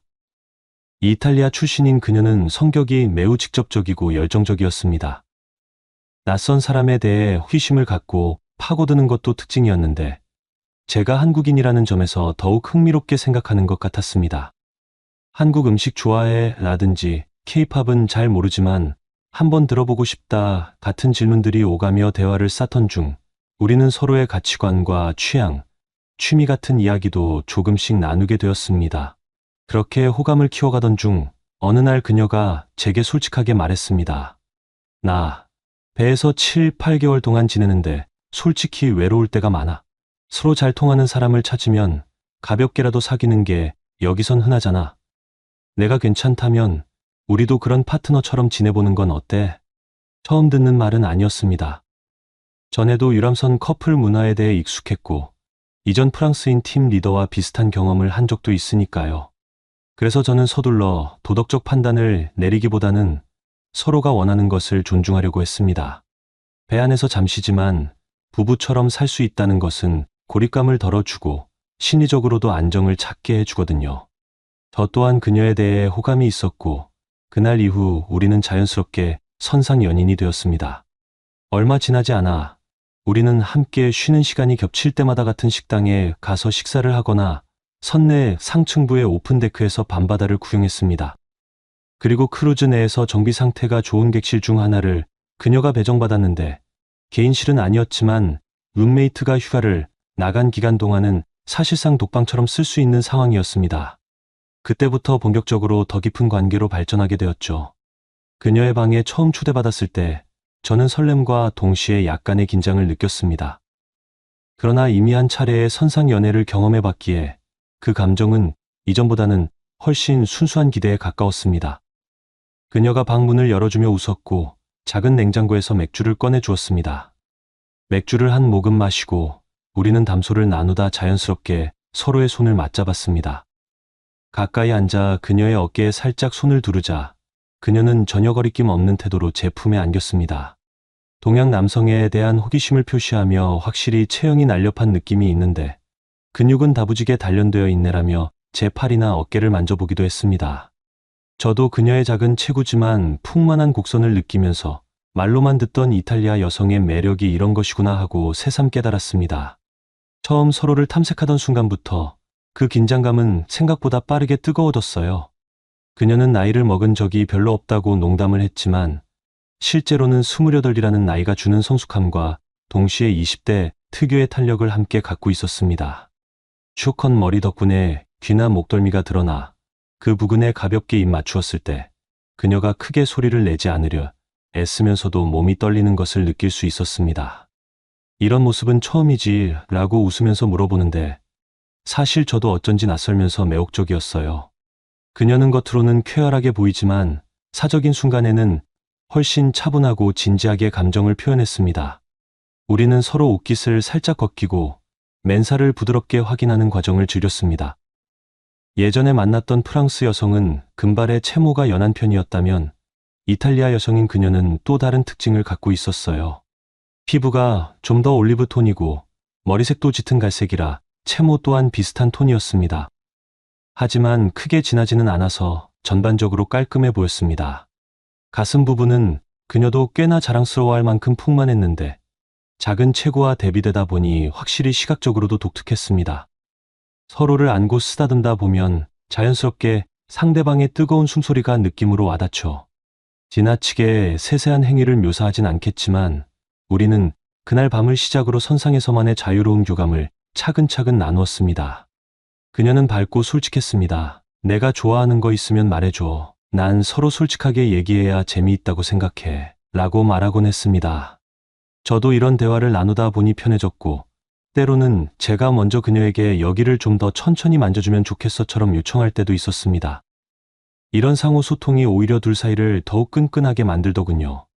그리고 무엇보다 우리는 둘 다 성인으로서 충분히 합의하고 서로가 원해서 진행된 관계였기에 큰 죄책감 없이 배 안에서 부부처럼 지낼 수 있었습니다. 하지만 좋기만 했던 것도 아닙니다. 다른 유람선과 마찬가지로 이곳도 여러 국적의 승무원들이 한데 모여 있었습니다. 특히 이탈리아 국적의 승무원이 많다 보니 그들끼리 친밀하게 뭉치는 경향이 강했습니다. 그러다 보니 제가 이탈리아 여성을 차지했다는 사실을 탐탁지 않게 여기는 남성들이 생겨났습니다. 그중 하나가 바로 이탈리아 남성 승무원 중에서도 리더급 위치에 있는 A라는 인물이었습니다. 키가 크고 외모도 나쁘지 않아서 주변에서 꽤 인기가 많다는 소리를 들었던 사람입니다. 그는 제게 직접적으로 적대감을 표출하진 않았지만 곧 알 수 있었습니다. 왜냐하면 그가 저와 가까운 공간에서 일을 해야 할 때마다 일부러 말을 걸지도 않고 제가 건네는 인사조차 받지 않는 일이 잦아졌기 때문이죠. 처음에는 저 사람이 굳이 나를 싫어할 이유가 있을까 하고 생각했지만 곧 그녀를 통해 이야기를 전해 들었습니다. A가 이전부터 그녀에게 호감을 표현했는데 그녀가 관심을 보이지 않자 약간 앙심을 품고 있었다는 겁니다. 게다가 그녀가 오히려 동양 남자인 저를 선택했으니 자존심이 상할 대로 상했다고요. 이후부터 그는 은근한 방식으로 저를 왕따 비슷하게 몰거나 작은 업무 실수를 크게 부풀려 말하는 식으로 괴롭혔습니다. 예를 들어 제가 바에서 칵테일 재료를 바꾸려면 승인 도장이 필요했는데 서명해줘야 할 사람이 바로 A였습니다. 그런데 그가 서류를 일부러 지연시키거나 상부에 그가 제대로 일 처리 못했다고 보고해버리는 식이었어요. 제가 변명할 틈도 없이 일방적으로 꼬투리를 잡히는 경우가 많았습니다. 그 때문에 몇 번이나 상사에게 불려가 해명을 해야 했습니다. 다행스럽게도 제가 첫 회에서 쌓아온 경력이나 평판 덕분에 상사들은 저를 어느 정도 신뢰했습니다. 게다가 주변 동료들도 제가 특별히 문제를 일으킨 적이 없다는 걸 알고 있었죠. 다만 크루즈 특성상 한 사람과 갈등이 생기면 그를 따르는 세력도 함께 저를 눈엣 가시처럼 볼 수 있다는 게 곤혹스러웠습니다. 어느 날은 제가 보안 업무를 도와야 하는 날이었는데 A와 함께 팀을 짜게 되었습니다. 통로를 순찰하는 도중에도 그는 말 한마디 하지 않았고 승객들이 몰리는 구역에서 일부러 제가 손쓸 겨를 없이 일을 진행해버렸습니다. 또 어디선가 핸드폰으로 전화를 하면서 은근히 이탈리아어로 저를 비난하는 듯한 말투를 쓰는 게 느껴졌습니다. 제가 뭔데라는 단어가 들렸고 분명 저를 두고 하는 이야기였습니다. 결국 저는 다른 이탈리아 동료, 그 중에서도 저와 비교적 친하게 지내던 B에게 도움을 청했습니다. B는 A가 워낙 자존심이 세고 예전부터 그 여자 동료네가 사귀는 그녀를 좋아했는데 잘 안 됐어서 기분이 상한 것 같다고 털어놨습니다. 그러면서 직접 가서 대화해보는 게 어떻겠느냐며 조언을 해주었습니다. 처음에는 망설였습니다. 그를 직접 찾아가 왜 나를 괴롭히느냐 하고 따져 물었다가는 자칫 싸움이 커질 수 있으니까요. 하지만 제가 계속 피하기만 한다면 이 고립 상태가 개선되지 않을 것이 뻔했습니다. 게다가 그녀에게도 미안했죠. 일 때문에 스트레스 받는 제 모습이 결국 그녀에게도 부담이 될 테니까요. 마침내 기회가 왔습니다. 어느 저녁 업무를 마치고 승무원 식당에서 식사를 하는데 우연히 A가 혼자 앉아 있었습니다. 저는 용기를 내어 그에게 다가가 인사를 건넸습니다. A, 잠깐 이야기할 수 있을까? 우리 같은 팀에서 일하는 만큼 갈등을 풀어보는 게 좋을 것 같아서. 그는 처음엔 차가운 표정으로 무슨 얘기를 더 해라며 짜증을 냈습니다. 하지만 제가 진지하게 나는 적대하고 싶은 마음이 전혀 없다. 여기서 일하는 동안 서로 얼굴을 붉히고 지내면 좋을 게 없잖아. 난 너와 경쟁하려는 게 아니라 같이 일하며 배우고 싶다라고 차근차근 말하자 조금씩 태도를 누그러뜨리기 시작했습니다. 물론 완전히 화해한 건 아니었지만 최소한 공개적으로 괴롭히는 행동은 줄었습니다. 그는 끝까지 그래도 내 자존심이 상하는 건 어쩔 수 없다라고 말했지만 적어도 업무적으로 저를 발목 잡는 일은 자제하겠다고 약속했습니다. 아마도 본인도 상부에서 문제를 인식하기 시작했다는 걸 깨달은 것 같았습니다. 저는 이 일을 통해 선상에서 한 사람과의 갈등이 얼마나 피곤한 결과를 가져올 수 있는지 다시금 실감했습니다. 한편 이러한 갈등이 수습되자 저는 다시금 그녀와 함께하는 시간을 편안하게 즐길 수 있었습니다. 그 일이 있기 전에는 마음이 심란해서 함께 있어도 자꾸만 신경이 쓰였거든요. 하지만 이제는 어느 정도 정리가 되었으니 남아있는 선상 생활을 좀 더 여유롭게 만끽하고 싶었습니다. 그녀는 제게 이탈리아어를 조금씩 가르쳐 주며 나중에 베네치아나 로마에 가게 되면 이걸 써먹어보라고 농담했습니다. 저도 간단한 표현 정도는 익히면서 내가 한국에 오면 내가 가이드가 되어 줄게라고 웃으며 답하곤 했습니다. 물론 둘 다 이 계약이 끝나면 각자의 길로 돌아갈 것을 알고 있었지만 당장 눈앞에 주어진 7, 8개월의 시간 동안은 가능한 한 서로에게 의지가 되고 싶었습니다. 육체적인 교감도 더욱 자연스러워졌습니다. 우리는 서로의 방이 허락되는 범위 내에서 자주 함께 밤을 보냈고 날씨가 좋은 날에는 배의 상층 데크 구석진 곳에서 둘만의 시간을 즐기기도 했습니다. 가령 승객들이 모두 도시 투어를 나가서 배가 한가해진 날이면 그녀는 저를 불러내 함께 태닝을 하자고 제안하기도 했어요. 저는 선크림을 발라야 하는 그녀의 등에 손을 올리며 피부에 닿는 따스한 온기와 그녀의 장난스러운 웃음소리를 느낄 수 있었습니다. 조금만 세게 문질러줘라며 활짝 웃을 때면 저 또한 마음이 편안해지고 기분이 좋아졌죠. 성격 차이로 언젠가 부딪힐 수도 있겠지만 적어도 배 안에서는 매우 화목했고 진짜 연인처럼 서로를 아껴주었습니다. 어떤 날은 제가 몸이 안 좋아 미열이 있었을 때 그녀가 스프 같은 걸 만들어서 갖다 주기도 했습니다. 또 어떤 날은 그녀가 일 때문에 스트레스를 받을 때면 제가 휴게실에서 작은 디저트를 만들어 주거나 음료를 타 주면서 격려했어요. 그런 크고 작은 돌봄들이 쌓여 외로운 크루즈 생활에 큰 힘이 되었습니다. 결국 시간이 흘러 계약 기간의 막바지가 다가왔습니다. 예상과 달리 우리는 거의 마지막까지 갈등 없이 좋은 시간을 보냈습니다. 다만 서로 알았죠. 계약이 끝나면 다시 각자의 길로 갈 것이고 배 안에서의 로맨스는 거기서 멈출 가능성이 높다는 것을요. 그녀도 이 점을 담담히 받아들이면서 그래도 나중에 언젠가 이탈리아 오면 날 찾아와라고 했고 저는 물론이지 꼭 연락할게라며 웃어 보였습니다. 마지막 며칠 우리는 제가 다음 항구에서 하선하기 전에 따로 작별 파티 비슷한 시간을 가졌습니다.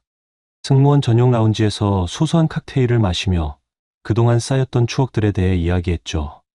그녀는 난 다른 사람들과도 선상 로맨스를 경험해 본 적은 있지만 이렇게 서로에게 신경을 많이 써 준 관계는 처음이었어라고 말했습니다. 저도 사실 비슷한 감정을 느꼈어요. 저는 그렇게 두 번째 유럽 유람선 승무원으로서의 여정을 마치고 다시 한국으로 돌아오게 되었습니다. 이번에도 짧지 않은 시간 동안 바다 위에서 생활하며 또 한 번 많은 것을 배웠습니다. 사랑, 갈등, 화해, 문화 차이, 그리고 무엇보다도 언젠가는 이 생활도 끝이 온다는 유랑민 같은 마음가짐이요. 이후로도 때때로 그녀와 연락을 주고받다가 시간이 흐르며 점차 소식이 뜸해졌습니다. 서로 새로운 곳에서 바쁘게 살다 보니 어쩔 수 없는 일이겠지요. 그렇지만 저는 여전히 이탈리아의 작은 해안 도시를 다루는 다큐멘터리를 볼 때면 가끔 그녀가 떠오르곤 합니다. 쇼컷의 짧은 머리칼과 작은 체구, 그러나 상당히 풍만하고 열정적이었던 모습, 그리고 말끝마다 아리베데르치를 장난스럽게 외치던 밝은 목소리가 귓가에 스칩니다. 저는 대학을 졸업하고 처음 크루즈에 승선했을 때만 해도 세계 곳곳을 여행하며 자유를 만끽하겠다는 꿈을 꿨습니다. 그러나 막상 뛰어들어 보니 배가 항구에 정박하는 시간은 그리 길지 않았고 잠깐의 쉬는 시간을 이용해 항구 근방만 둘러보다가 다시 일을 시작해야 했습니다. 계약이 끝나고 육지에서 여행할 수 있는 선택지도 물론 있었지만 결국은 돈을 모아야 한다는 현실적 이유로 긴 여행을 포기하고 다시 선상으로 돌아가곤 했죠. 그렇게 해를 거듭하다 보니 어느덧 8년 가까이 크루즈 업계에서 일하게 되었습니다. 이 기간 동안 제 자신에게 찾아온 커다란 변화 중 하나는 세계 곳곳을 보는 설렘 대신 다양한 여성들과 부담 없이 만날 수 있다는 점을 즐기게 되었다는 점이었습니다.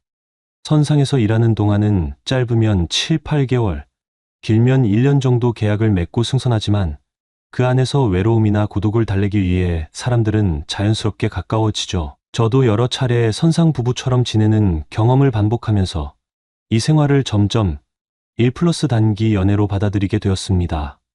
물론 인생이 늘 그렇듯 이런 선택에는 밝은 면도 있고 어두운 면도 있습니다.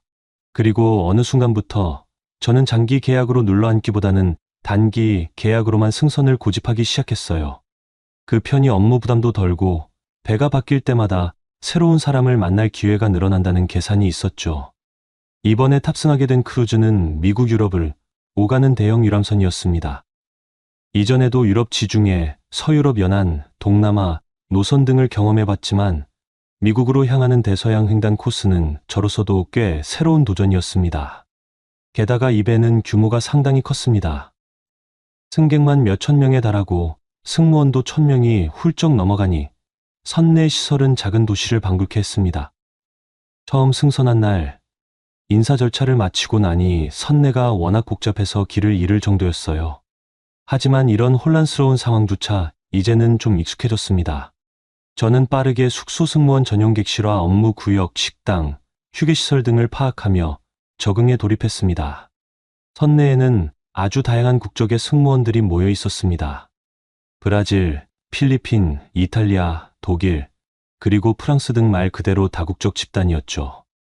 영어가 공용어처럼 쓰이지만 승무원들끼리는 각자 모국어를 섞어 쓰기도 하니 처음엔 정신이 없을 수밖에 없었습니다. 그 가운데서도 제 눈길을 사로잡은 한 여성이 있었습니다. 공식적으로는 스페인 국적이었지만 실제로는 백인 쪽과 혼혈이라고 들었어요. 키가 170cm를 훌쩍 넘고 곱슬곱슬한 검은 머리카락을 풍성하게 흩날리던 모습이 매우 인상적이었습니다.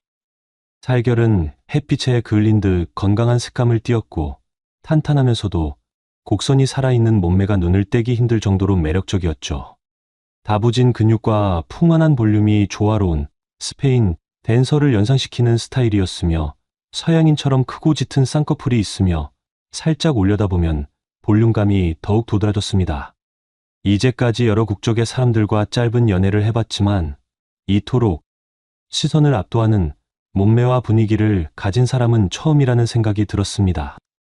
그래서일까요? 저도 모르게 그녀를 계속 신경 쓰게 되었고 시간이 지날수록 한 번쯤 말을 걸고 싶다는 충동이 커졌습니다. 하지만 그녀에게 접근하기는 쉽지 않았습니다. 주변에서 들려오는 소문에 따르면 그녀는 이미 약혼한 상태라고 했거든요. 어릴 때부터 스페인과 미국을 오가며 자랐고 지금 만나는 남자친구 약혼자는 미국에 있다고 했습니다. 게다가 이번 유람선 근무가 끝나면 완전히 육지로 돌아가 결혼을 준비할 거라는 이야기도 들렸습니다. 실제로 그녀는 남자 승무원들에게 전혀 관심을 보이지 않았습니다.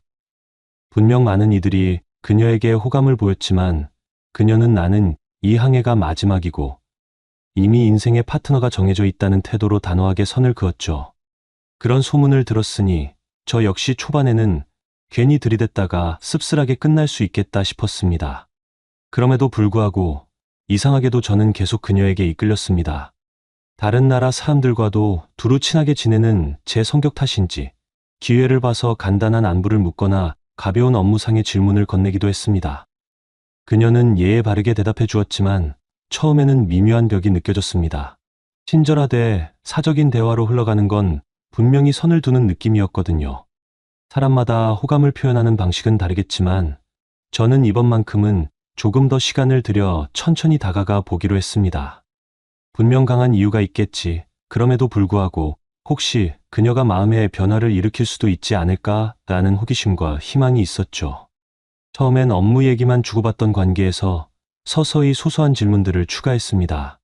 스페인에서 자랐다고 들었는데 어느 지역 출신이야? 미국에도 자주 간다던데. 주로 어느 도시에서 머물렀어? 혹시 휴식 시간이 겹치면 짧게 커피라도 한 잔 할래? 같은 식으로요. 매번 거절당하거나 바쁘다는 이유로 미뤄지기도 했지만 포기하지 않았습니다. 그러다 어느 날 선내바에서 그녀가 혼자 와인을 마시고 있는 모습을 보게 되었습니다. 보통은 동료와 함께 있었는데 그날은 혼자였죠. 저는 망설이다가 용기를 내어 다가갔고 오늘은 혼자네. 괜찮다면 옆에 앉아도 될까? 라고 물었습니다. 그녀는 잠시 저를 바라보더니 그냥 고개를 끄덕였습니다. 그날 짧은 대화 속에서 저는 한층 부드러운 그녀를 발견했습니다.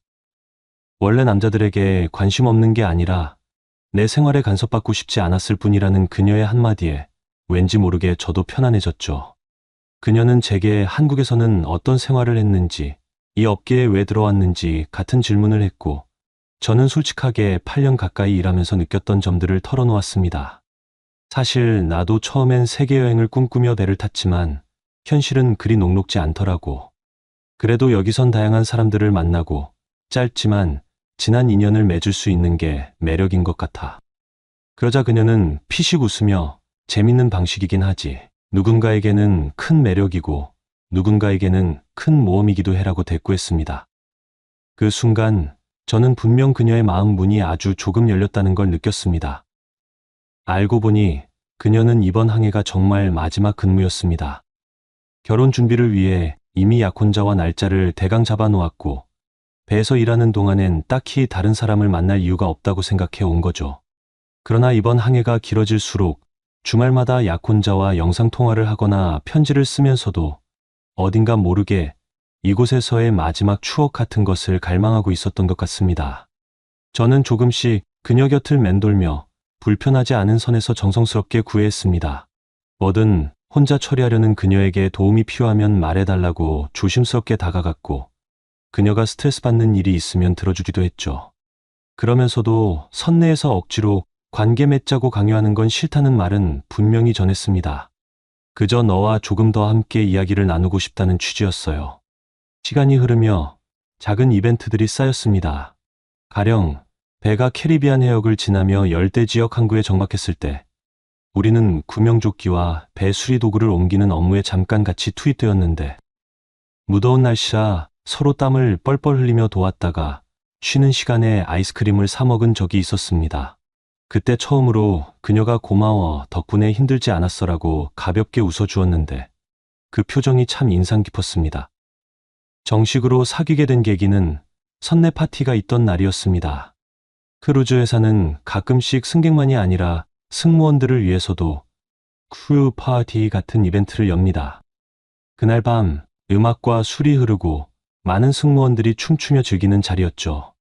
저는 그녀가 혹시나 올까 기대했는데 정말로 짧은 드레스를 입고 나타났습니다. 평소 제복 차림과는 또 다른 매력에 주변 남자들의 시선이 쏟아졌지만 그녀는 개의치 않고 친구들과 몇 마디 대화를 나누다 잠시 자리를 비웠습니다. 용기를 낸 저는 2층 발코니 구역에서 바다를 바라보던 그녀에게 다가갔습니다. 바깥으로 시원한 바람이 불어오고 아래층에서는 파티 음악이 들리는 분위기였어요. 좋은 밤이네. 여기서 춤추면 느낌이 괜찮을 것 같아. 같이 내려갈래? 그녀는 고개를 가볍게 저으며 오늘 너무 사람 많은 곳은 부담스러워 하고 말했습니다. 대신 가까운 야외 데크 쪽으로 저를 이끌었습니다. 몇 번 마주치는 이 시선들, 그리고 어두운 밤바다를 배경으로 한 작은 불빛들 사이에서 그녀와 저는 조용히 이야기 나눴습니다. 그러다 서로 미묘한 침묵이 흘렀고 어느 순간 자연스럽게 입맞춤을 하게 되었습니다. 이렇게 될 줄은 몰랐어. 나 약혼자도 있고 이번이 마지막 항해인데 괜찮을까? 그녀는 혼란스러운 눈빛이었지만 저도 솔직히 그 순간만큼은 이성적 판단보다 감정에 휩쓸렸습니다. 괜찮다는 답변보다는 지금 널 더 알고 싶고 가까이 있고 싶다라는 마음이 우선이었거든요. 그녀는 가볍게 한숨을 내쉬다가 이내 미소를 지으며 몸을 제게 기댔습니다. 그렇게 우리는 배 위에서만의 단기 연인이 되었습니다. 서로가 원하는 것을 알고 있었고 배가 운항되는 몇 달 동안은 둘만의 시간을 깊이 공유하기로 했죠. 이전의 선상 로맨스와 달랐던 점이라면 그녀는 이미 육지에서 다른 삶이 예정되어 있었기에 더욱 일시적이지만 뜨겁게 이 시간을 받아들이려는 듯했습니다. 처음 그녀의 승무원 객실에 초대받았을 때 방이 꽤 넓은 편이었어요. 혼자 쓰는 건 아니었지만 룸메이트가 따로 쉬는 날이라 그날만은 사실상 독방이었습니다. 작은 창문으로 바깥 바다가 보이고 선실 안의 조명은 부드럽게 빛나던 그 공간에서 우리는 서로를 조심스럽게 탐색하기 시작했습니다. 처음엔 가벼운 입맞춤과 포옹에서 시작했지만 점차 두근거리는 체온이 올라가면서 더 깊은 교감으로 이어졌습니다. 예전에도 육체적 관계를 맺었던 적이 많았지만 그녀는 특히나 체력이 상당했습니다. 밤낮을 가리지 않고 일하며 피곤할 법도 했는데 나는 운동을 꾸준히 해서 쉽게 지치지 않아라며 환한 웃음을 지었어요. 그녀의 볼륨감 있는 곡선도 인상적이었지만 더욱 기억에 남는 건 그녀의 소통 방식이었습니다. 내가 지금 어떻게 느끼는지 불편한 건 없는지를 계속 물었고 저도 너는 지금 어디가 좋은지 혹은 천천히 했으면 좋겠는지를 물어볼 수 있었습니다. 약혼 상태라는 점에서 내심 꺼림칙한 부분도 있었지만 우리는 선상이라는 제한된 공간 속 일시적 세계에서 서로를 달래주고 기대는 존재가 되었습니다. 우리는 서로의 숨소리를 느끼며 천천히 호흡을 맞춰 나갔고, 그녀가 저를 이끌 때에는 강렬한 리듬감으로, 제가 주도할 때에는 부드러운 템포로 조화를 찾았습니다. 어깨나 허리를 감싸는 힘이 보통 여느 여성보다 훨씬 세어서 가끔은 제가 좀 살살이라고 농담할 정도였죠. 그때마다 그녀는 껄껄 웃으며 내가 미안하면서도 쉽게 힘을 빼지 않아 폭발적인 열정을 잘 보여주었습니다. 그녀의 방 한편엔 가족 사진이 놓여 있었고 다이어리에 메모된 결혼 준비 리스트 같은 것도 보였어요. 사실 그걸 볼 때마다 복잡한 기분이 들긴 했지만 서로에게 이미 이 관계가 지속되지 않을 것이라는 점은 분명했습니다. 그래서일까요? 오히려 지금 이 순간에 더 집중하려고 애쓰게 되었습니다. 그렇게 시작된 우리의 육체적 교감은 저에게 말 그대로 마약 같았습니다. 휴게실이든 그녀가 쓰는 선실이든 시간이 허락되면 가능한 한 자주 함께하며 마음과 몸을 나눴습니다. 그녀는 제가 이전에 만났던 그 어떤 여성보다도 체력과 열정이 강했습니다.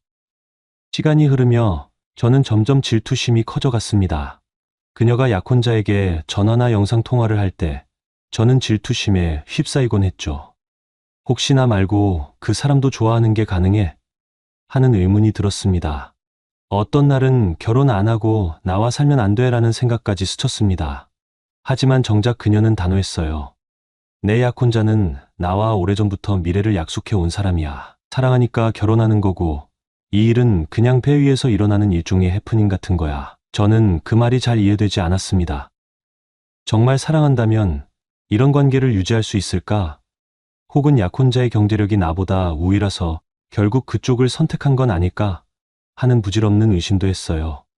괜히 허탈한 기분과 씁쓸함이 교차했고 때로는 화가 나기도 했습니다. 그러나 이미 빠질 대로 빠져버린 제 감정은 이 관계를 쉽게 끊어내지 못했습니다. 그렇게 뒤엉킨 감정 속에서도 우리는 휴가가 주어지면 함께 외출했습니다. 어느 날은 미국 동부의 항구 도시에 도착해 몇 시간의 자유 시간을 얻었죠. 그녀는 아마 우리가 같이 나갈 수 있는 마지막 육지일지도 몰라라며 레스토랑에 가자고 제안했습니다. 시끌벅적한 거리에서 벗어나 비교적 조용한 작은 레스토랑에 들어갔습니다. 미국 남부식 바비큐와 맥주를 시켜 한껏 즐겼죠. 술 기운이 올라 그녀는 제 손을 꼭 잡고 말했습니다. 이 순간만큼은 결혼도, 약혼도, 일도 다 잊고 그냥 행복하고 싶어. 저는 속으로 차라리 이렇게 영원히 있으면 어떨까라는 터무니없는 생각을 했습니다. 하지만 그 눈빛 속에서 쓸쓸함도 함께 엿볼 수 있었습니다. 그녀 역시 알았겠죠. 이 모든 것이 곧 끝나는 일이라는 사실을요. 배가 노선을 따라 막바지에 다다를 무렵 저는 계약 기간이 짧았기에 먼저 하선해야 했습니다.